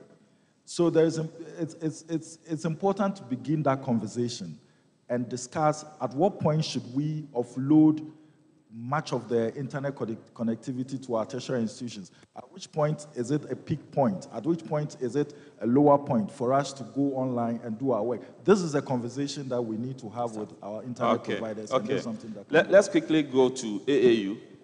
We want to know the vision for online learning across Africa. Thank you very much. So there are two initiatives going on. The first one is the implementation of the Continental Education Strategy for Africa. And in this particular context, the Association of African Universities is the implementing arm on higher education for the African Union. Now, this strategy has some elements of digital transformation of higher education institutions. So we are working closely with governments to ensure that they put in place mechanisms that will be favorable for engaging those that provide internet services to institutions, individuals, and the like. Because some of the discussions that we've had points to the fact that issues about tax regimes, subsidies, all play a role when it comes to the cost of internet services and accessibility issues. So we are talking at the governmental level, African governments that are members of the African Union. We are talking with them at that level to ensure that in-country or country-specific policies that are favorable for lowering the cost of data is in place. Then the second initiative is called HACA, or Harmonization of Quality Assurance and Accreditation in Africa. Now, we realize that there's limited mobility for faculty, staff, and students. There's also limited accessibility of courses across universities. For instance, it is impractical for a student at KNUST to take one course from UCC and add it to the transcript here at KNUST. It will not happen. But we are talking at that level to ensure that they can have access to some of these online services, digital learning services, and make sure that there's seamless integration in the content and knowledge that we are generating on the continent. Thank you. Okay, so we go back to you. How can we leverage online learning to actually promote equity and inclusion? Yeah, sounds interesting.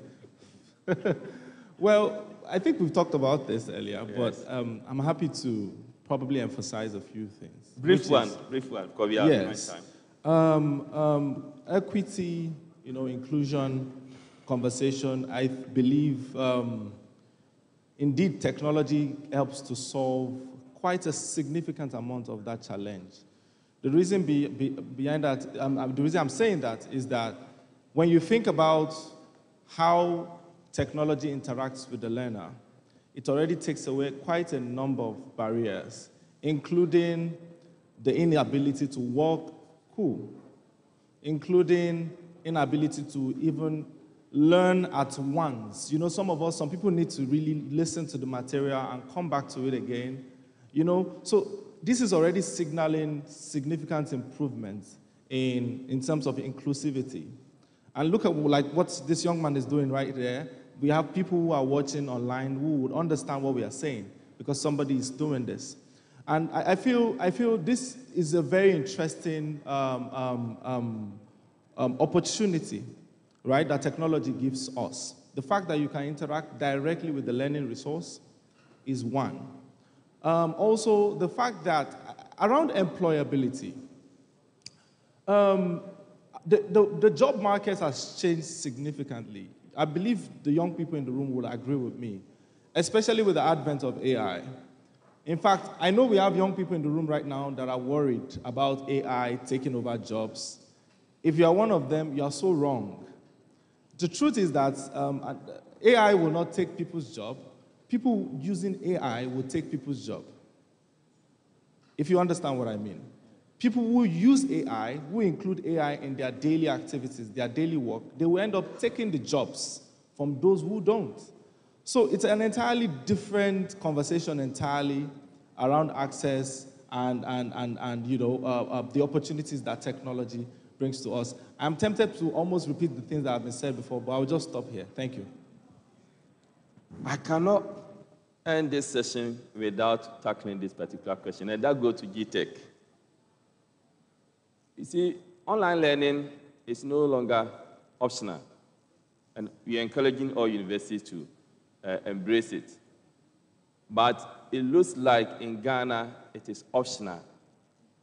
How are you encouraging universities, or what policies are you putting in place to ensure that universities actually adapt their curriculum and their teaching and curriculum to actually suit the online learning environment? Well, at the moment, it is optional, and there should be some measures to ensure that universities adapt their curriculum to suit the online learning. What policies are being put in place now? So I think the basic thing, the basic question we should be asking ourselves is that what makes universities move their programs into online learning? It's about the issue of access. It's also about the numbers. Yes. Right? So GTech, from where we sit, will not come to KNUST and say, put geography on online, put medicine online. It's about demand and supply, okay? So at the end of the day, if you find that there's so many, students wanting to do a particular program, and you decide that you want to put the program online, what GTech will insist is that you go through the proper accreditation channels. Good. Because we don't want a situation where there is some form of quality lapse when it comes to you delivering the same program through online.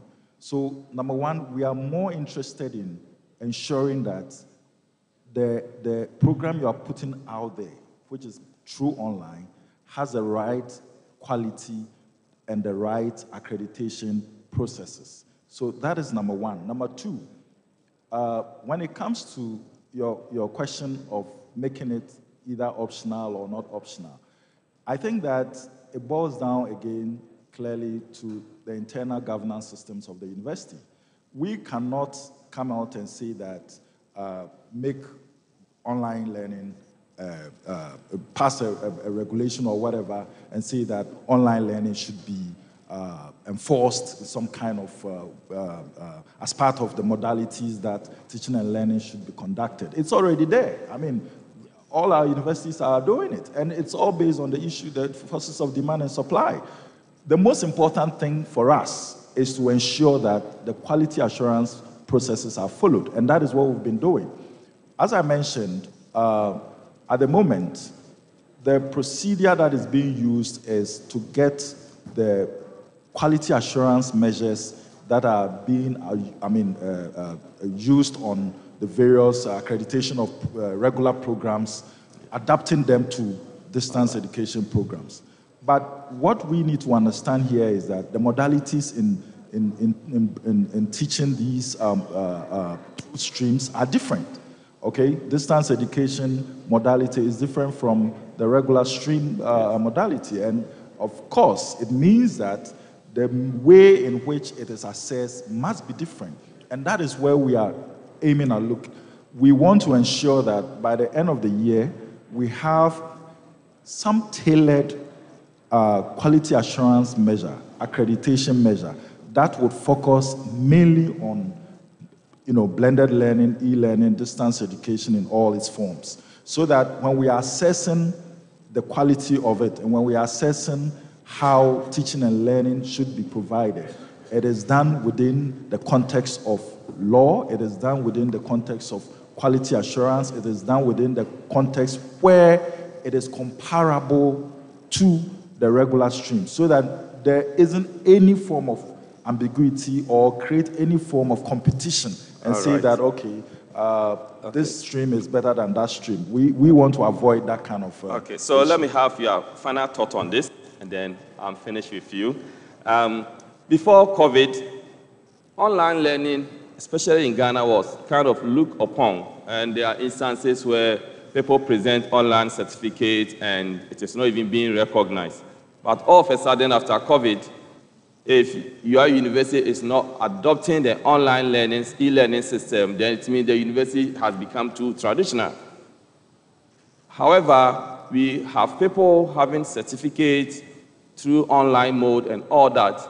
How is GTech ensuring that these online certificates that are coming into the country are coming from sources that are accredited, so that you don't bring those certificates in to dilute the environment or pollute the environment?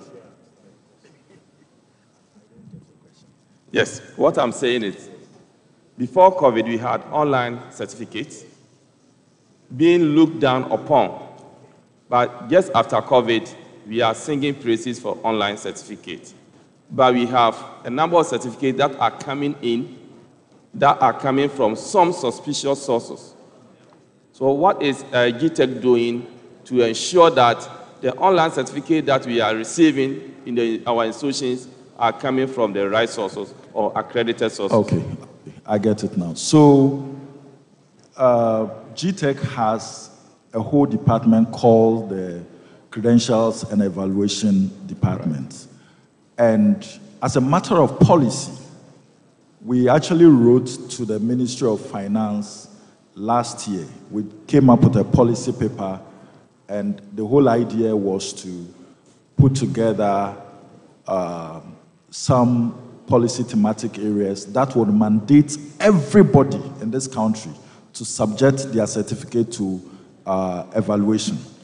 And this has come at a cost in a way, because we've had to upgrade our equipment, we've had to upgrade the technology, we've had to upgrade personnel. We have noticed that there's a flood of certificates coming in from outside, countries that are, universities that are quite questionable. And what we do is to ensure that if you are, as an agency, you want to employ somebody, you must send that person's certificate to GTech. And then an evaluation assessment is done on that certificate. Okay. A report will be sent to your boss, and then they will determine your fate, whether they still want to pick you or not, if they find that it is a fake online certificate, or it doesn't have the right credit number of hours that, it will surprise you to know that even in GTech, a staff was found to have a fake certificate by online. And the system within the GTech system caught the person, and the person had to be fired.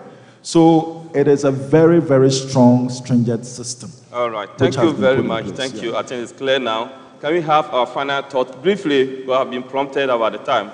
Oh, yes. Thank you so much. And I feel like this is a very great way to end it. Accreditation, recognition, authenticity. I think it's a very interesting one. E-learning providers or digital learning in Africa needs to start having a new kind of conversation around this accreditation. There's a challenge currently going on. There's a increased patronage of digital payment solutions in Africa, online payments. And I was talking to a friend, and he mentioned something, how that somebody will one scammer will go to one particular tech provider and scam them, and move to another one, scam them, move to another one, scam them, And then you have one person scamming 4 fintech companies. How is that possible? It's simply because there's no linkage of any form between them, right? The same thing might be true if we only just focus on the explosion happening in e-learning without thinking about the back end, the accreditation, the linkage behind. I think it is not out of place for us to have a central unit that provides some sort of central verification for every e-learning certificate that is accepted in every country. I don't think it's out of place. All right. And what we are seeing is that it's working in other places, but I'm not seeing it yet in Africa. Some of these things, they use barcodes sometimes. Some, you have some tracking system and all of that. But you don't see that. Someone will just present a certificate and you're just seeing their name and logos, and that's the certificate. No, I think that we need to do more. Thank you. Thank you very much. Thank you. Prof, can we have your final thoughts and then we close the session? Thank you very much. A lot has been said, but 2 things. We must have a user-centered approach to online learning. Who are we designing these systems for? Whether it is blended learning or online learning, who is the focus? Who is the target? There are a plethora of stakeholders involved. We must all come on board to ensure that the quality is assured and the medium to long-term goals associated with all of these wonderful initiatives are accomplished. Thank you. All right. Thank you very much. Can we do another one for them? I think they have given a lot of insight. So, gentlemen, we thank you for giving us this education and insight about the outlook of online learning going forward. Thank you, and God bless you. Thank you. Give them another one before you leave. Thank you very much, Professor Ahmed Agyapong and the team. We want to go into the next presentation. Because of time, we want to move a bit quicker.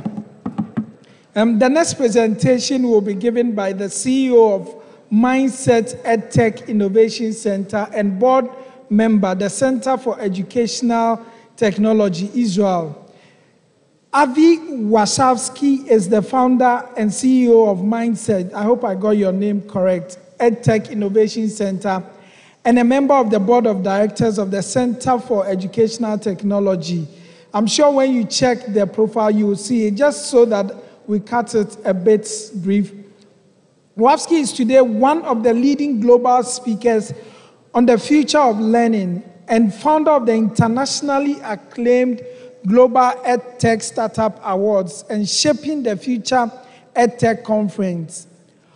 Warshawski holds MA in Philosophy and Bible Studies. I hope you forgive me if I didn't pronounce your name. Please, let's do it up for him, even as he comes and for the next presentation.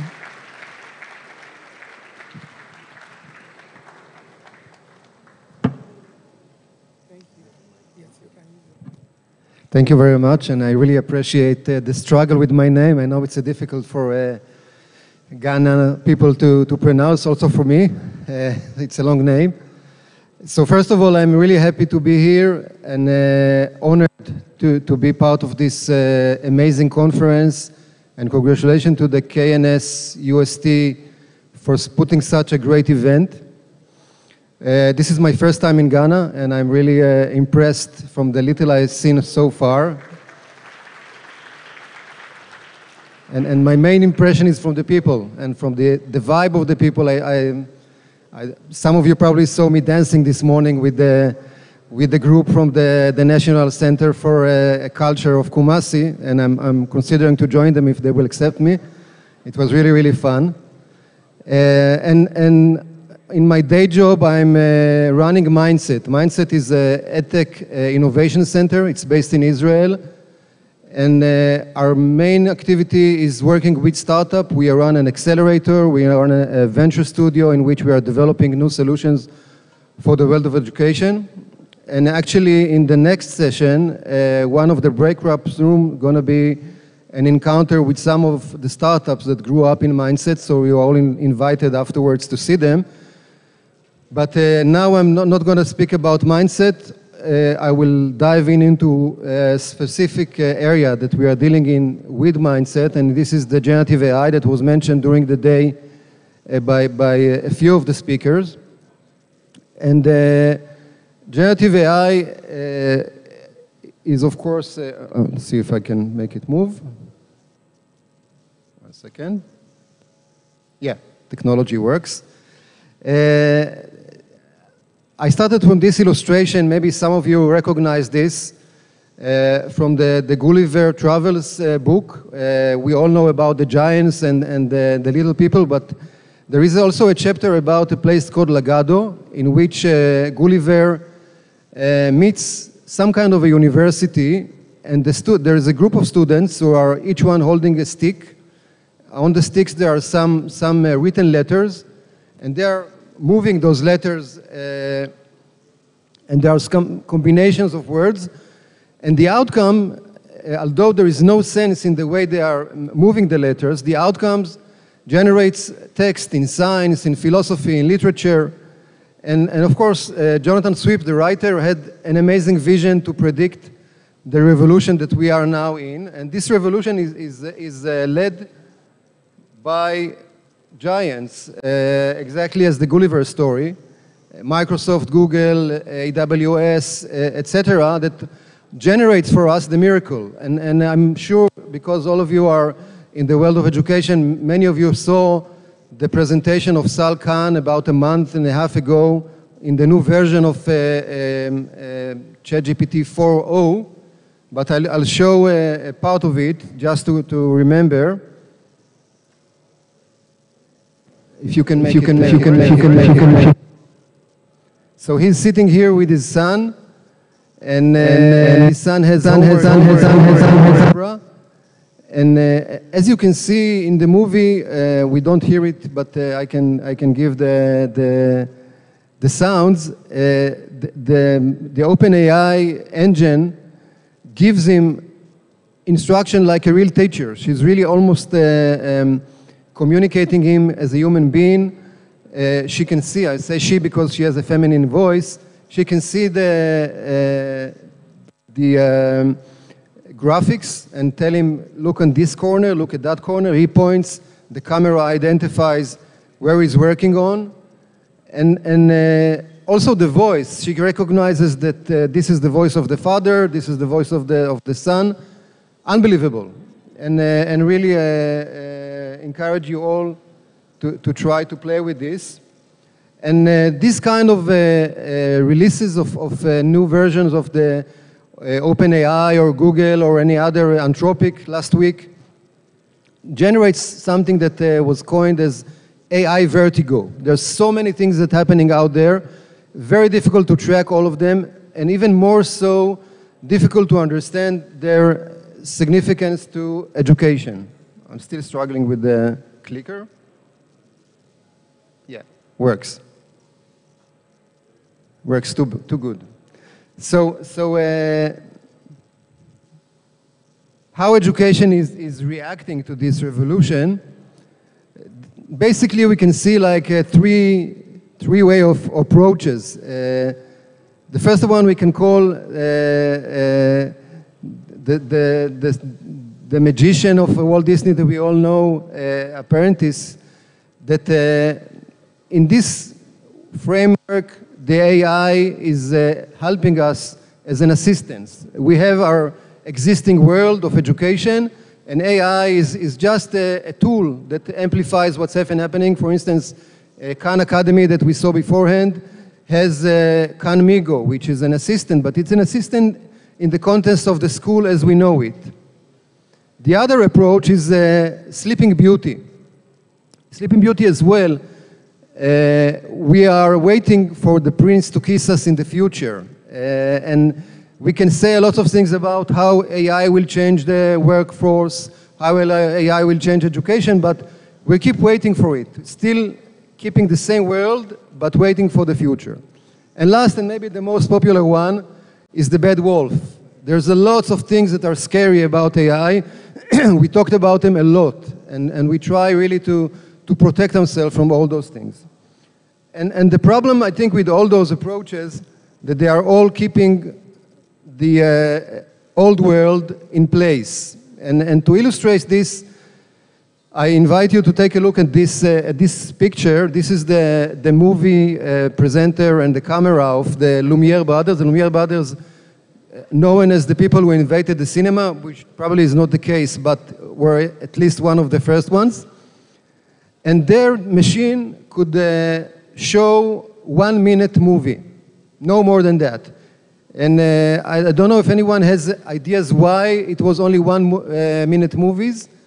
But I can tell that usually when I'm asking this question, most of the answers are that there was some kind of technological barrier. The machine was slow. They could not really have loading a 1 hour or 2 hours movie.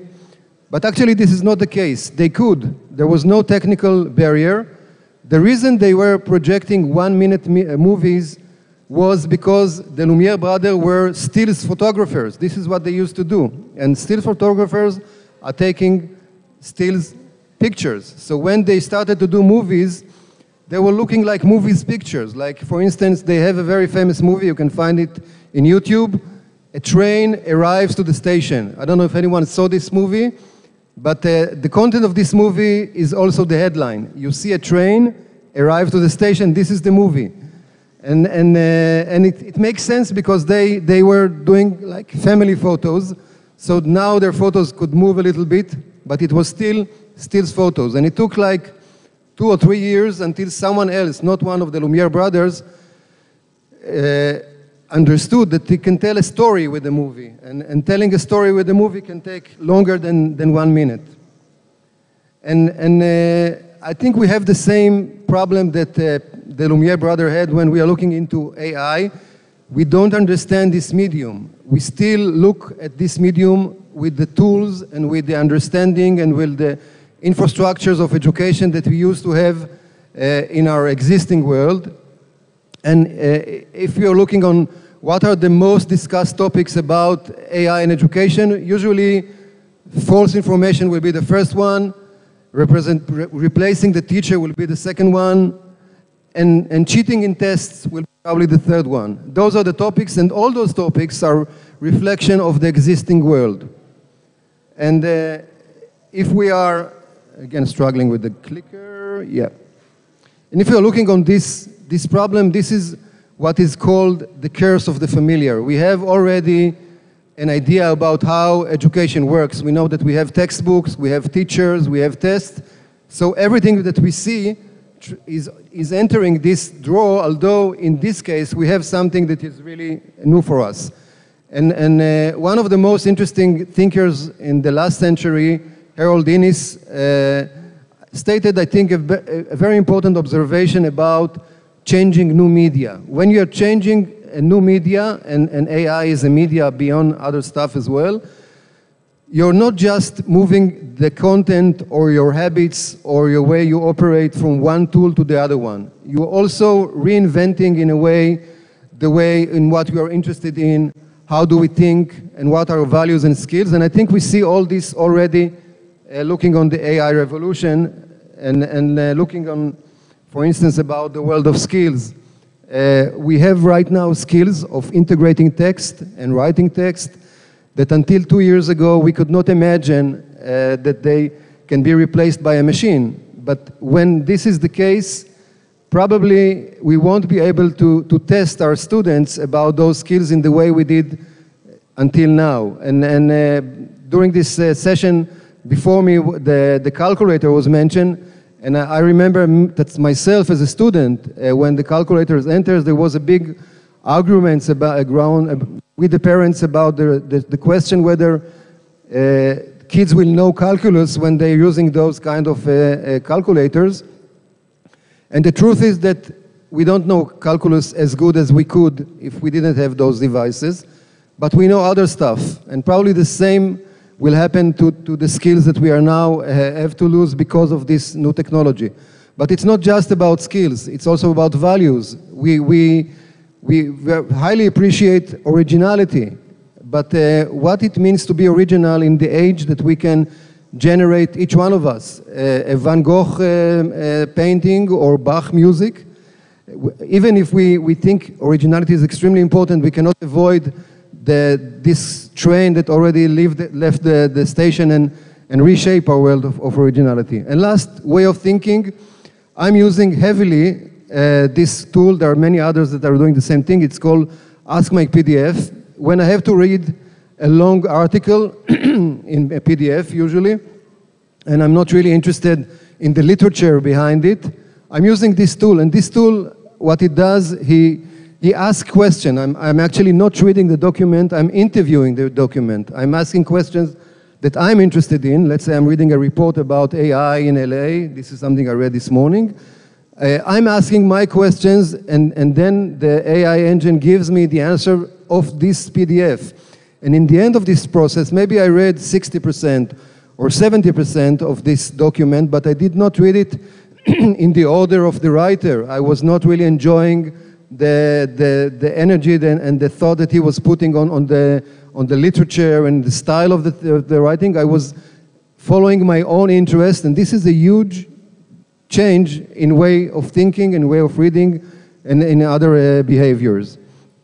And this revolution is mainly a revolution that requires from us to understand what is the use case of this technology. Benedict Evans did this very insightful report about AI last year, and he shows that there is like a curve of using new technology. Smartphones that were the interesting stuff 10 years ago or 15 years ago are now the boring stuff. Machine learning that was really the enigma about 5 years ago is now the exciting thing.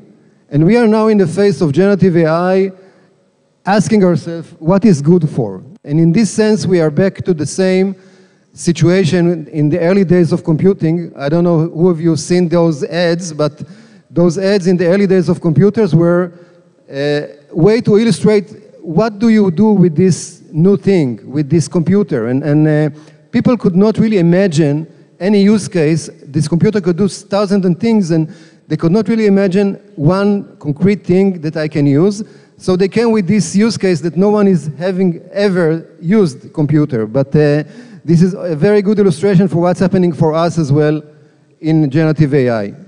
And trying to answer this question, we have to ask ourselves, how do we manage this kind of a change? It's not about adopting new technology, it's really about communicating with something that is changing our lives, our worldview, the paradigm. And this is a very tough question, and in Mindset, the organization I'm running, we realized that it's too tough for us to deal with alone. And alongside with some other organization across the globe, we initiated Accelerated Minds. This is an AI lab that dedicated for education. And the idea of initiating this lab was to try to answer this question jointly. And I would like to to share with you some of the principles of this lab, because I think they might be useful even outside the lab. The way the lab operates, we have a group of organizations, the super group. One of them higher education, one of them K-12, one of them lifelong learning, etc. Also spreading across the globe. We have from Europe, from the United States, from the UK, from Israel, from Latin America, etc. We don't have, by the way, from Africa yet, but hopefully after this session we will. And the way this lab operates, we are developing a very agile MVPs, minimum valuable products. It's a very quick developments, and we have like a group of developers that their expertise is to develop in a week or two a working product that can be tested very easily with the users. But beyond the specific needs that we are trying to follow, we also try to think about the big picture. And we have in Israel some kind of unfair advantage. We have a very good access to the technology. Israel is the third place in the world in investing in AI, and is a very small place, about third of the Ghana. So we have a very good access to most of the brains that are dealing with these things. And the principles that we are using when we are managing the work in Accelerated Minds, I think are useful for anyone who try to generate a policy for working with generative AI. And I go very quickly over those 5 principles. First of all, as I was mentioning beforehand, we are starting from an MVP, which means we're starting from minimum valuable product, and we keep this cycle of testing it with real users. And this is extremely important. We need the validation of the users and to understand that this AI-based solution is actually relevant for the users and generate a real impact and educational impact on them. And mentioning the users, the users are a key component in this story. We need the partnership of the teachers and the students and the parents. There's a lot of trust issues around AI. There's a lot of other questions, and the key and the answer is not in the hand of the startups. We believe that in the end of the day, the winning combination is making the encounter between startups and education. We need both sides inside this process, and in this sense, we initiated during this time a product called Morai, and I would like to share this with you if I'll be able to make it working. Yeah, it does. Morai, the reason I'm mentioning this out of all the products we did in Accelerated Minds is because it's dedicated for teachers. The idea is to have a repository, a marketplace of prompts, for prompts that are being used afterwards inside one of the engines. So say I'm a teacher for math. I want to generate a test for my students. I can enter this repository. I can see some of the existing prompts. If I don't find anyone, I can write one myself with the guidance of the systems. And most of the prompts you see here in these systems are based on users' prompts that have been validated by us. And the work the teacher has to do is mainly to fill his specifics inside the draft of the prompt. And when he have it ready and he put what he wants it to put, the engine recommends him with which one of the engines to work with. For instance, whether it be Gemini or OpenAI or Anthropic or any other one of those. And then he sends him to enter this engine and to paste the prompt that was generated then. And then he received from the engine the outcome. And this project became to be viral. The team that developed this didn't market it or publish it in an official way, but it was like spreading from word to mouth. And today there are about 40,000 users, teachers, that are using this on a constant word. It was launched about 3 months ago. So this is a very good illustration, first of all, for the need to have teacher aligned, but also for the approach of the teacher. The teacher are really eager to be part of this conversation. The third principle, extremely important, extremely difficult for educational world. This journey should be playful. There is a lot about playing and not just being very rigid about standards and about principles when you are exploring new technology. And in this sense, we have to be much more like the Samuel Beckett quote of fail again, fail better, than the NASA tagline that failure is not an option. I think schools and educational systems are mainly like NASA. And then the fourth one, the ethical and the safe development. This is spoken a lot in many places. I don't know, many of you, I guess, don't know that OpenAI started with Elon Musk, and their motivation to generate this company was to protect the world from the risks of the AI. But I wouldn't put my protection in the hands of those people. I don't know how about you.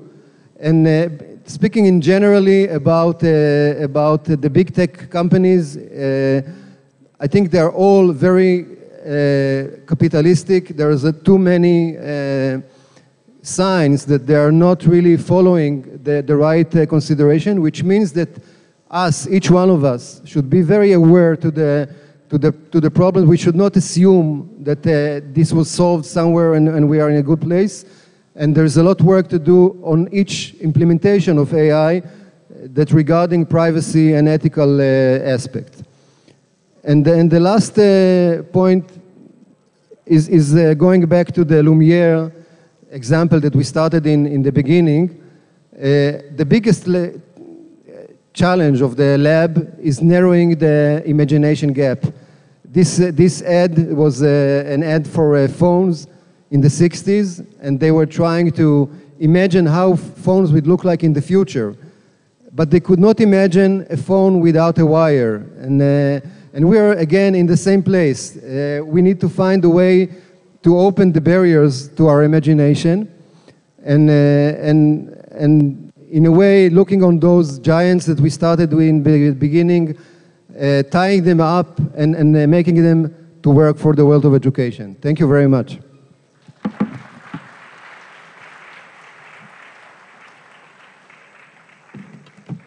Thank you very much. Another round for our speaker.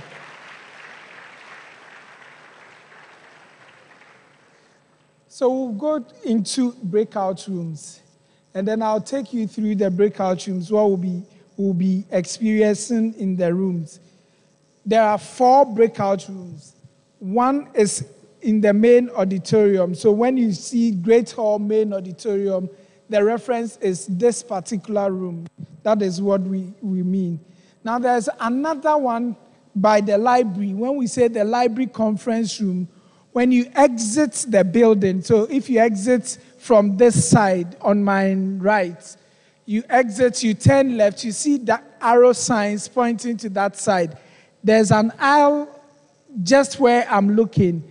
You go straight, there's a library there, you enter, there will be ushers there to take you to the library venue. And then there's the OGR boardroom. OGR boardroom is behind us where we had our snack break. The first level is the OGR boardroom. Now there's the second floor, that is the Great Hall conference room. So that is the place. But there will be ushers there, there will be directional signs. When you are lost, please ask somebody and the person would help you. Now, to let you know what you'll be doing, for those young minds that are here, in the Great Hall conference room, that is when you exit the last room, then we have what we call innovations, AI innovations, machine learning, all those innovations, the tech guys, people who are interested in learning tech, the new things, agri things, agriculture change, what they are using AI for. Go and then have a look at it. Put your mind to it, and then you have it. And that will be at the top floor. So that will be done at the Great Hall conference room. So you see Israeli innovations, all the innovations they have. We have a lot of them that they will be sharing with us. Then the room 2 will have emerging trends and inclusivity in e-learning. Of course, for the Israeli innovations, the chair will be Francesca Ofori India. So she will be the chair for that particular room. Please, is she around? Let's see my chair. If our chair for the Israeli innovation, if she is around. Please come forward and let's see. Please, clap for her even as she comes. And then the emerging trends and inclusivity in e-learning. Our chair will be Professor Anthony Andrews, the Deputy Director of Distant Learning. Prof, please can you be up and stand here for us to acknowledge you. Then for policy, leadership, and professional development, our chair will be the Dean, Faculty of Educational Studies, Professor Winston Abrompa. Dean, please let's. Okay, he's here. And then the last one, digitalization across disciplines and sectors. Our chair will be Rogers Sithole. Rogers. Okay, please clap for him as he comes. So these are our chairs. And we'll have ushers around. My ushers will come, and then we will go together. So so as you don't miss the way, as your chair lead, you follow them. That will be the easiest way out. But of course, there are ushers there. Please find a place to be. The young guys, you can go and learn about the innovations, the academics, the other sides are also there for you. So, for all the school proprietors and proprietresses we invited, please, you are going to the Israeli Innovations Room. So you are going with Francesca. Thank you. And then, yeah. Okay, so in terms of numbers, the room 1 is what we call Great Hall.